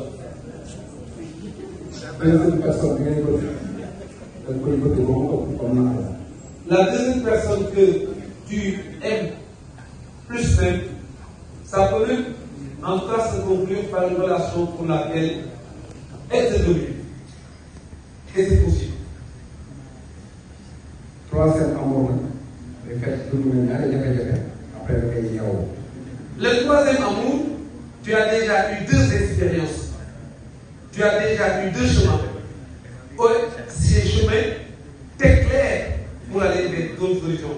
Il est en train de vous expliquer, si vous voulez atteindre une destination, il faut étape par étape.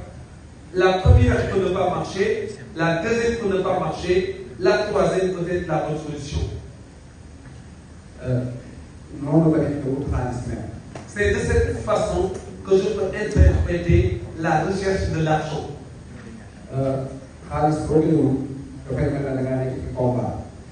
Quand on recherche de l'argent, tout se passe comme si on est en face d'un combat. Parce que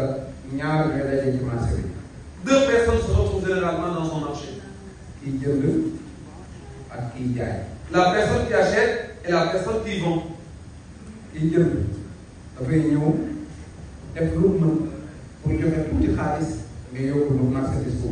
La personne qui achète veut minimiser ses coûts et avoir le maximum de marchandises. C'est-à-dire, elle veut dépenser moins et avoir beaucoup de produits.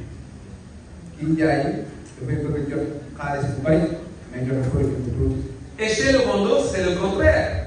Il veut recevoir beaucoup d'argent et donner peu de produits. Les deux sont en combat. Finalement, ce qu'on recherche, c'est qui va gagner entre ces deux individus.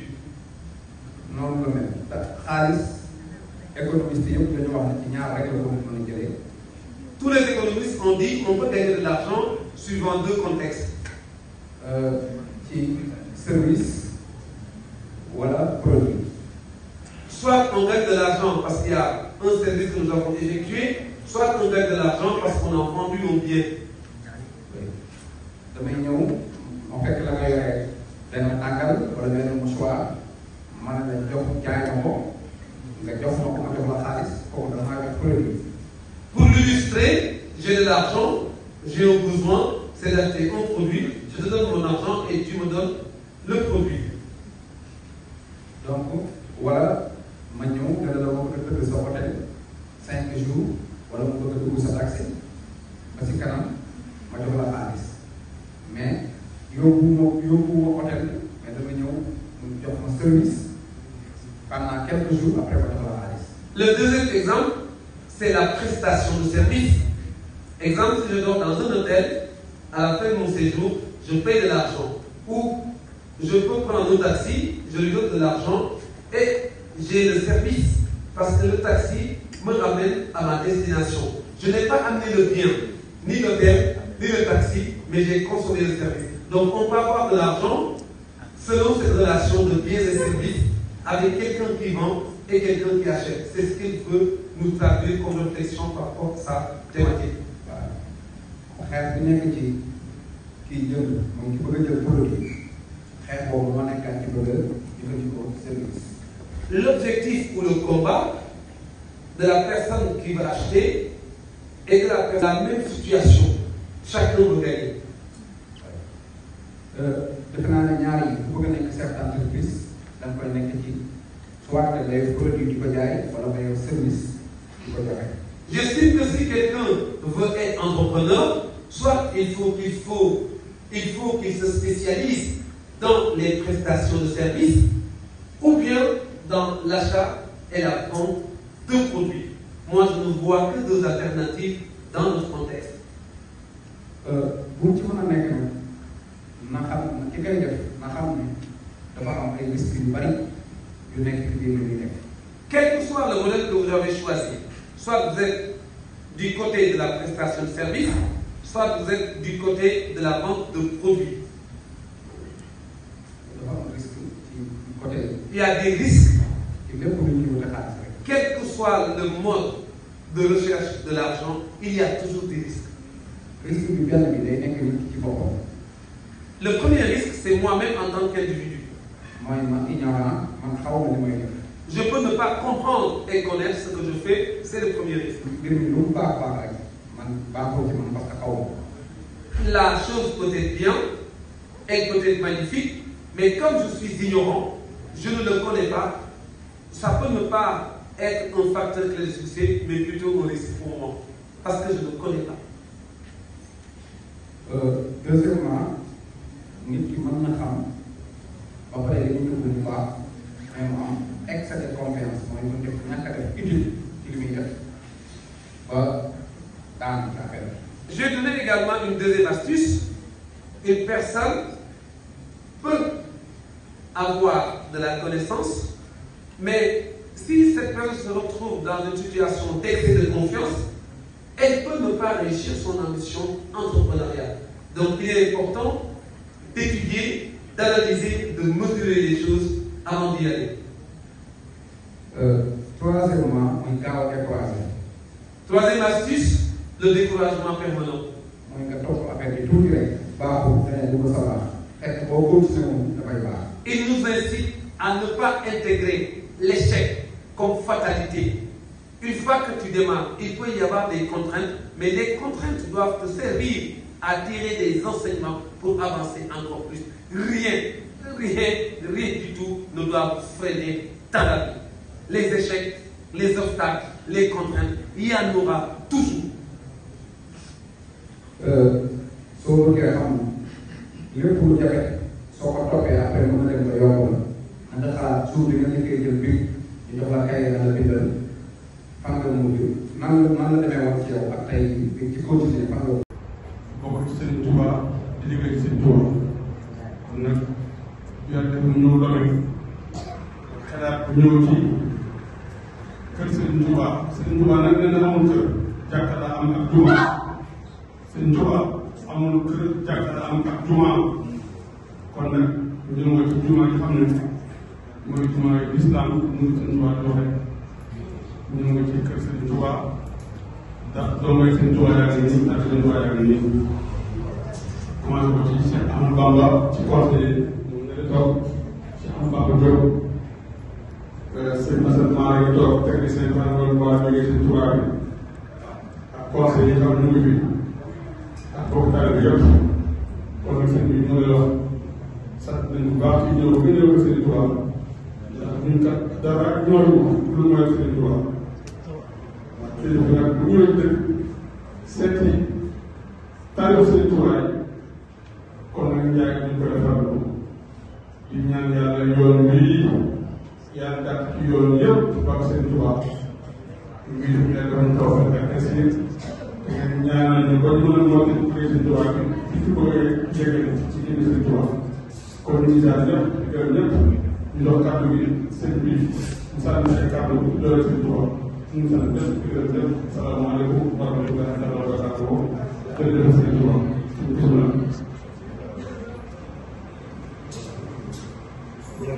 Mbacke jox imam mu présenté ko waa dëkk ba pare wala waaw ci seen place Assalamu alaikum wa rahmatullahi wa barakatuh.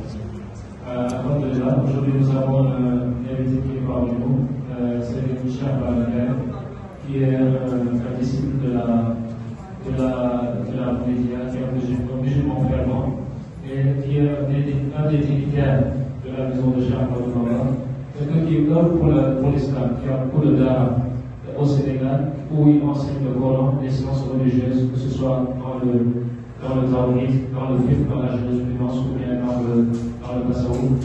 Tout ça sont des sciences qu'il enseigne là-bas. Il a des milliers d'enfants qu'il enseigne. C'est un guide aussi religieux et qui nous a fait l'honneur de nous rendre visite aujourd'hui. C'est une personnalité publique aussi au Sénégal. Donc, voici qu'il est venu vers nous et Inch'Allah, on va lui donner la parole pour qu'il nous parle de Inch'Allah. Donc, avec les doit améliorer les donc l'islam bien améliorer les choses également. Donc, avec l'initiative des nous, avec l'équipe de nous, avec l'école coranique sur le Sénégal. Assalamu alaikum wa rahmatullahi wa barakatuh. maa ngi nuyu mbokk taalibe yi yëpp di leen siyaare tey kontaan ci ñëw fekk barab bi di ko jaare ci imam ak jëwriñ gi daayira bi ak mboolem taalibe yi yëpp ñu teew sax ak ñu teew di am mbégte lool ñëw fii say xamal bu yàlla bi ñëwee wàcc ci oto bi mu ngi def mooy yéen kër di taxawaay bi ñoom ak aar bi ak jàppoon naa ne daal wax dëgg yàlla liggéey bi yegg si wut te xam naa ne loolu dana benn bare dina yaatale vidéo yi ndax ñoom sama Mbàkke sëriñ soxna yi sëriñ Tuubaa jënd rek ñu ngi wax ci téléphone ma di ko xamal ne kër sëriñ Tuubaa am na lome ñëwaguma waaye suba waaye ñu liggéey ak moom mu ne ma kon foofu am na ay murit kon xam nga ku yaakaar fii ay taalibe fi jàpp naa ne kër bu toll nii yaakaaruma ne dina toog ne am na fi moo tax man sax bi may ñëw dama xawoon rek maanaam ñeent taalibe ñeent daal rek ñu am barab bu jël rek jagleel ko ci Tuubaa noonu waaye loolu dëgg bi ma ñëwee ba wàcc ah yéemu naa lool ci Tuubaa ak yéemu naa lool seen pas-pas yéen taalibe yi rek ngeen gën a soññaat bu baax a baax a baax waaw xam ne borom kër gi mooy wax ma was i sànni bi ma fi jaare ko ma la bi may jaare moo wax ba naa liggéey baax dinaa baax yàlla xëy na xam ne dinaa di baax ni ko waxee léegi rek àdduna moom lu yoroon jaar indiwu fi ko te yërmande jaam ñu ko doon liggéey ci këram yi muy jumaa yi ak kàkke yi loolu moom li mu njëkk am ci àdduna ci PRP njëkk koo digle mooy tabax jumaa ñu ngi may jaree en 1918 la ko inauguré ñu di ko gën kon kooku xam nga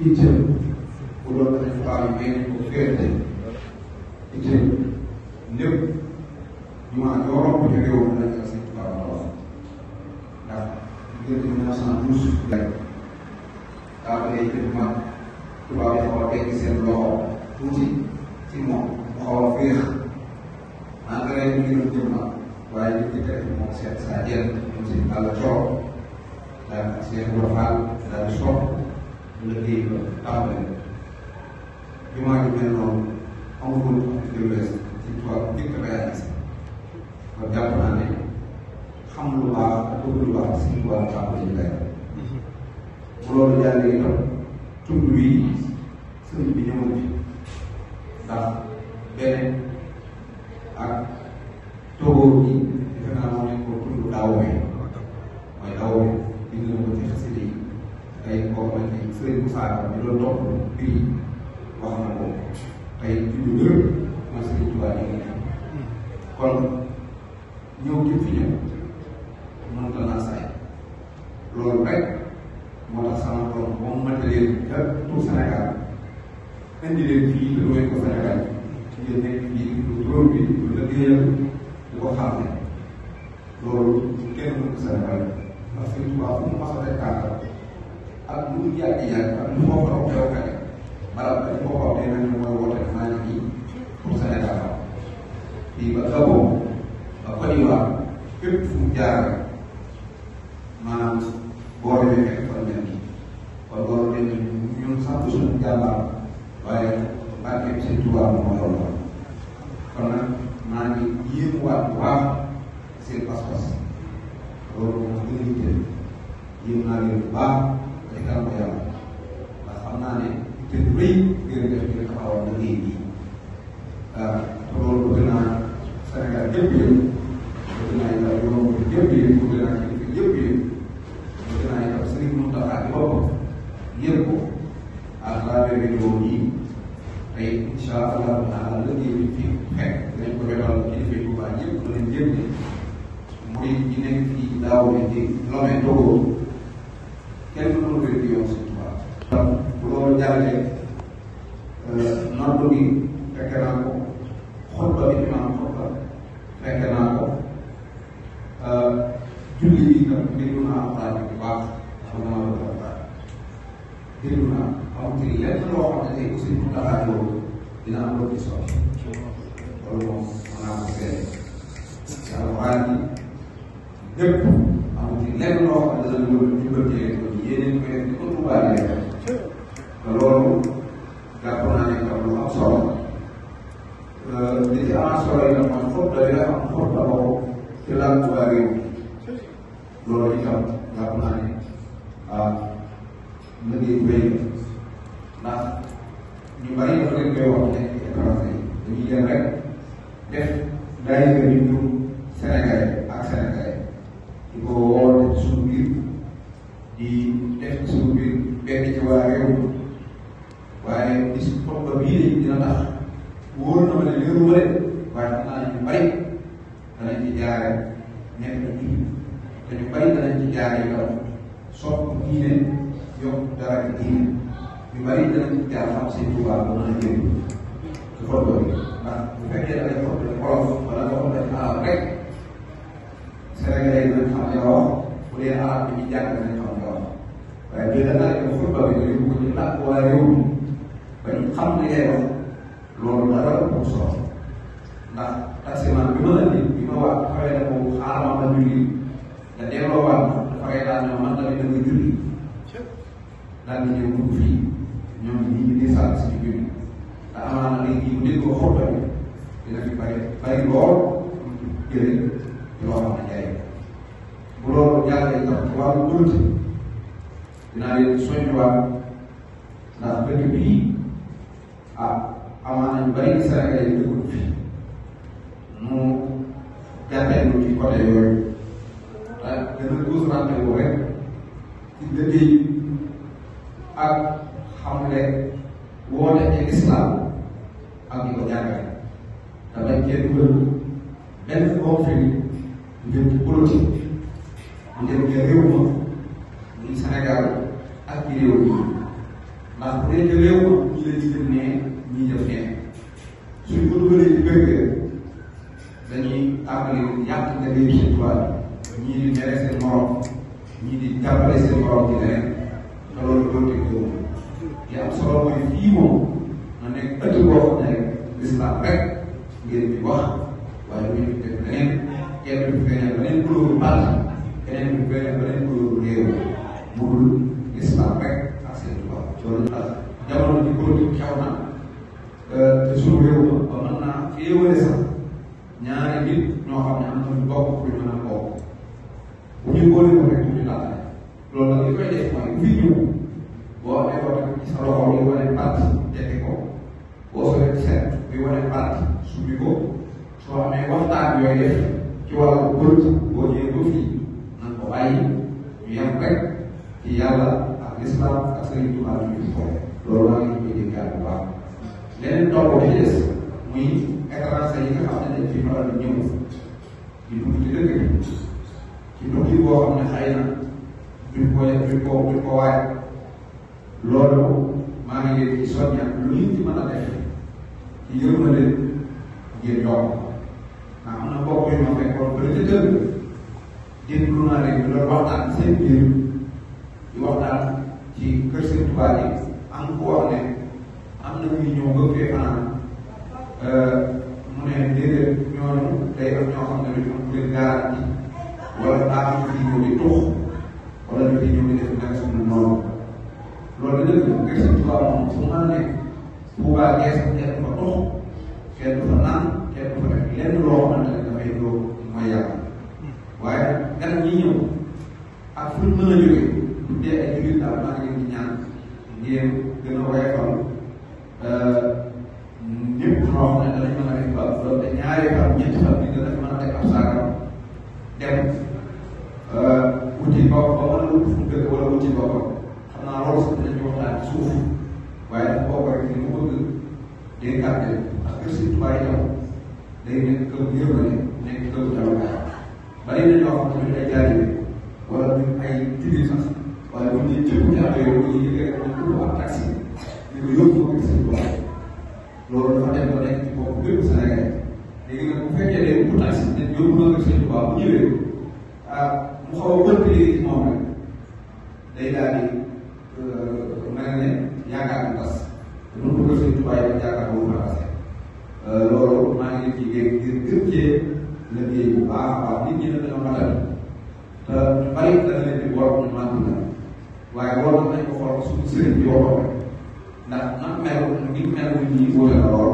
te mi nga xam ne doxal seen diggante seen Muntaxa jàpp naa ne dinaa ci mën a defante ak yéen ci ak rosa boo xam ne dana ubbi gën a ubbi bunti ba ngeen gën a mën a am accès ñoom itam ñu gën a mën a xam li ngeen liggéey fii loolu rek moo taxoon ma jël kàddu yi maa ngi leen di sant maa ngi leen di ñaanal yàlla lii ngeen ci liggéey fii yàlla xam nga leen képp ku ngeen ko àndaloo te mu jógee lu ngeen fi def yàlla mooy fekk ci bàmmeel képp koo xam ne dafay nekkoon ba jógee fi jàll ma ne liggéey bi tam lu ngeen fi def yàlla na yàlla bind ci téere yi woo yàlla na mel ne ëttu seen tubaab yi nga xam ne yàlla mën na ko noppi lu ngeen fi def itam yàlla mel ne ni tubaab yi ko def kontaan naa bu gën kay itam wax dëgg yàlla dama gën a marqué bi ma ñëwee wax dëgg yàlla mooy barab bi taaru mu taaru ak taxawaay bi nekk taxaw waa këru seen tubaab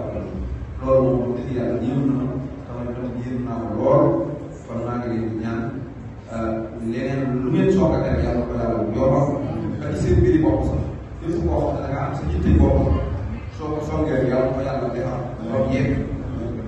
Bonjour à tous. Merci d'être venus, chers étudiantes, chers étudiants. C'est un plaisir de vous voir ce matin pour poursuivre nos activités de la semaine de l'entrepreneuriat, d'innovation et de la créativité. Une semaine qui est symbolisée par des rencontres où nous invitons d'autres ressources personnelles qui nous apportent leur contribution afin que les projets puissent être dirigés dans de bonnes conditions. vous allez me permettre de m'exprimer d'abord en wolof, parce que nous avons une invitée de marque, en l'occurrence Cheikh Bara Ndiaye, qui nous vient du Sénégal, qui est un entrepreneur et qui est très connu à travers notre pays et dans d'autres environnements africains, et même, disons, dans les environnements des pays développés également. Et j'aurai le plaisir également de parler en français, parce que tout simplement, nous sommes dans un monde connecté et que tout le monde n'est pas obligé de parler la même langue. Anne-Lise Beaufort nous vient de notre pays. Elle aura une communication, donc je vais me permettre à un moment donné quand même de m'exprimer en français. Sama gars yi dama kontaan ci invitation bi Cheikh Bara Ndiaye nangu ndaxte ñun ñi jàng école yu mag yi dañuy invité fu nekk dañuy bëgg ñu waxtaanee suñu xam-xam ñi nga xam ne jànguñu école te yàlla may leen xam-xam de façon générale duñ leen di nangoo invité ci yu demee nii parce que bu ñuy def ndaje yu mel nii dañuy naan ñi jàng école yi kawe yi rek la ñuy jël indi leen pour ñu tasaare seen xam-xam ci xale yi tey bu ñu jëlee dëkk bu mel ni Sénégal wala Côte d'Ivoire wala Togo wala Bénin ñi jàng école tubaab yi te di jiite dëkk bi ñoom ñoo gën a tuuti ci ñu jàngul école et que boo jëlee dëkk bi ni muy joxee ñu nekk li ñuy wax ci secteur informel ñoo ko yore ma am yaakaar bu nekkee da nga bëgg dëkk dox da ngay boole ñëpp ñi jàng école yu mag yi ñi jàngul école yu mag yi ci nasaraan ak ñëpp ñoo xamante ne ku ci nekk yaa ngi def li nga mën ndax mu dox tey jii nii ñi jàng tubaab daanaka dañuy naan ne ñoo gën a fës que ñu jàngul tubaab man nag dama yaakaar ne xam-xam moom ku nekk mën na cee dal et boo xoolee depuis mu ñëw fii ba tey jii nii lépp lu mu wax xam-xam la ciy boole ba étudiants yi sax ñu ngi koy toog ñaan xam-xam et loolu lu ma neex la ci rencontre bi ñu ngi ci invité ñetti ministre benn dame bu nekk Tchad ak benn monsieur bu jugee Sénégal ak benn monsieur bu jugee Guinée invité ci tam ay entrepreneurs yu mag invité ci ay borom xam-xam invité ci ay jàngalekat man maa ne Cheikh Bara Ndiaye bi nga xam ne bokkuñu dara ci wàllu deret mu doon ku ma naw mu am ay kilifa yoo xam ne dañ koo naw ci dëkk bi am naa yaakaar ne war naa ko mën a def invité d'honneur au même titre que le ministre Aliou Sow au même titre que le ministre Yero Baldé au même titre que la ministre Mahadi Ousmane maanaam kii am na place fii comme ni fi Anne-Louise amee place ndax dafa jàng bu kawe wala mën na ñëw tas xam-xamam ni wax koy jëriñu moom tam am na place boobu noonu moo tax ma kontaan ci nanga bu mu nangu et puis mu ñëwee ba léegi li mu fi wax yëpp xam-xam la et yéen ñëpp ne ngeen ma ne dañ koo nangu mu ñëwaat ndax kii moom kàngam la Aliou Sow nangu na ko ministre Baldé nangu na ko ñeneen ñëpp nangu nañ ko et dama am kontaan ci loolu maa ngi koy remercier bu baax a baax na ndaxte li mu def baax na loolu. Vous allez m'excuser en 2 minutes de m'exprimer en français. Je disais tout à l'heure, quand on en fait des grandes écoles, quand on a des postes ministériels, quand on est grand entre savants, on a un nom, tout le monde nous invite. Sauf qu'en Afrique, l'économie est faite par les petits bras qui sont dans le secteur informel, qui sont des brillantes intelligences qui nous permettent aujourd'hui de vivre. En Afrique, ce que les autres pays nous proposent, en l'occurrence les pays développés, c'est de la technologie. C'est pour voir comment développer la solution pour que l'eau soit potable. Pour filmer, ils nous apportent des caméras. Ils exploitent les ressources. Ils nous vendent des produits finis. Moi, je dis bravo. Je vous ai toujours dit, j'ai du respect aux pays développés. Je vous ai toujours dit, j'ai du respect aux Français, aux Américains, aux Japonais, parce qu'ils aiment leur pays, ils proposent le savoir partout. Et le savoir, on en profite pour vivre. Et j'ai toujours dit aux jeunes, je les respecte, c'est normal. Donc aujourd'hui, on ne peut pas se mettre en guerre avec quelqu'un qui nous apporte sa connaissance. Ce qu'on doit faire, c'est qu'on se dise, nous aussi, on est capable de faire comme eux. Il ne faudrait pas qu'ils viennent occuper tout le territoire. Il ne faudrait pas qu'ils viennent occuper tous les services. Il ne faudrait pas que les autres communautés viennent s'accaparer de tous nos biens. On ne doit pas le dire, on doit acter cela en mettant en pratique des stratégies efficaces qui vont permettre à ce que quand d'autres communautés viennent chez nous, qu'on ait des relations équilibrées, des relations qui vont nous permettre de développer des projets gagnant-gagnant. C'est pourquoi j'ai pensé qu'il fallait inviter notre guide religieux, notre entrepreneur, notre frère Cheikh Bara Ndiaye, qui n'a pas fait des études en français, mais qui a eu la chance d'avoir un parcours de la vie, qui a développé des modèles sociaux qui marchent chez nous, qui encouragent énormément de personnes à aller dans l'entrepreneuriat. Et je vais vous faire la confidence. Pourquoi j'ai tenu à l'inviter? C'est pour qu'il partage avec nous l'engagement et la constance. Il a cru au président du Wi-Fi, il a cru au Premier ministre Ousmane Sonko, il s'est déployé en 1000 morceaux pour que ces personnes-là accèdent au pouvoir. Et ça, c'est du mérite. Le fait de croire à des personnes, d'y travailler pour que les personnes réussissent et de ne rien attendre au retour. Maanaam soxlawul dara ci li nga xam ne moom réussir na ko tey bokk na ci ko réussir maanaam Sonko ak Diomaye nekk ci pouvoir. Et loolu dañ ko ciy remercier bu baax maa ngi ko ciy sant di ko ci gërëm. Donc je suis très content, en tout cas pour ça, il a tout le mérite qu'il faut. Alors, c'est ce que je voulais dire.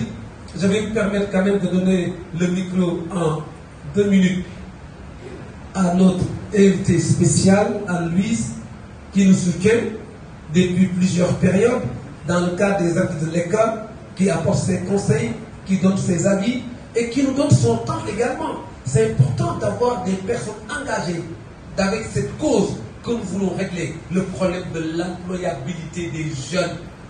Et toutes les personnes qui arrivent ici nous transmettent ce message. Comment un jeune peut profiter d'un environnement pour réussir. Et dans cet environnement, j'en donnerai 4 axes. Le premier, vous êtes à l'école. Vous avez des dames qui travaillent sur des projets qui marchent. Débrouillez-vous à comprendre ce dont ces dames ont besoin pour que vous leur proposez des solutions. Beaucoup fait plaisir de l'entendre. Et vous m'avez demandé, et vous m'avez vraiment demandé de l'appeler et ça m'a fait très plaisir. Sur ce, en tout cas, je vais vraiment donner peut-être la parole à la jeune fille qui dit Khamkham avant de la donner à Anne-Louise pour que tu nous parles de ce que tu as retenu assez rapidement en 1 seconde. Bravo, tu as la parole. Merci.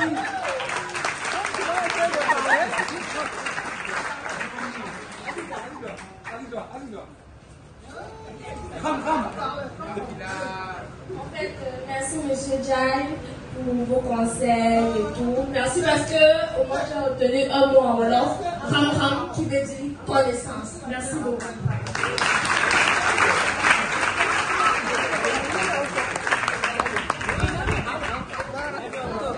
Donc je pense que c'est bon. Donc je vais me retirer avec notre invité. En tout cas, ma soeur, je laisse ici. Qui continue avec nos jeunes et nous on se libère tranquillement.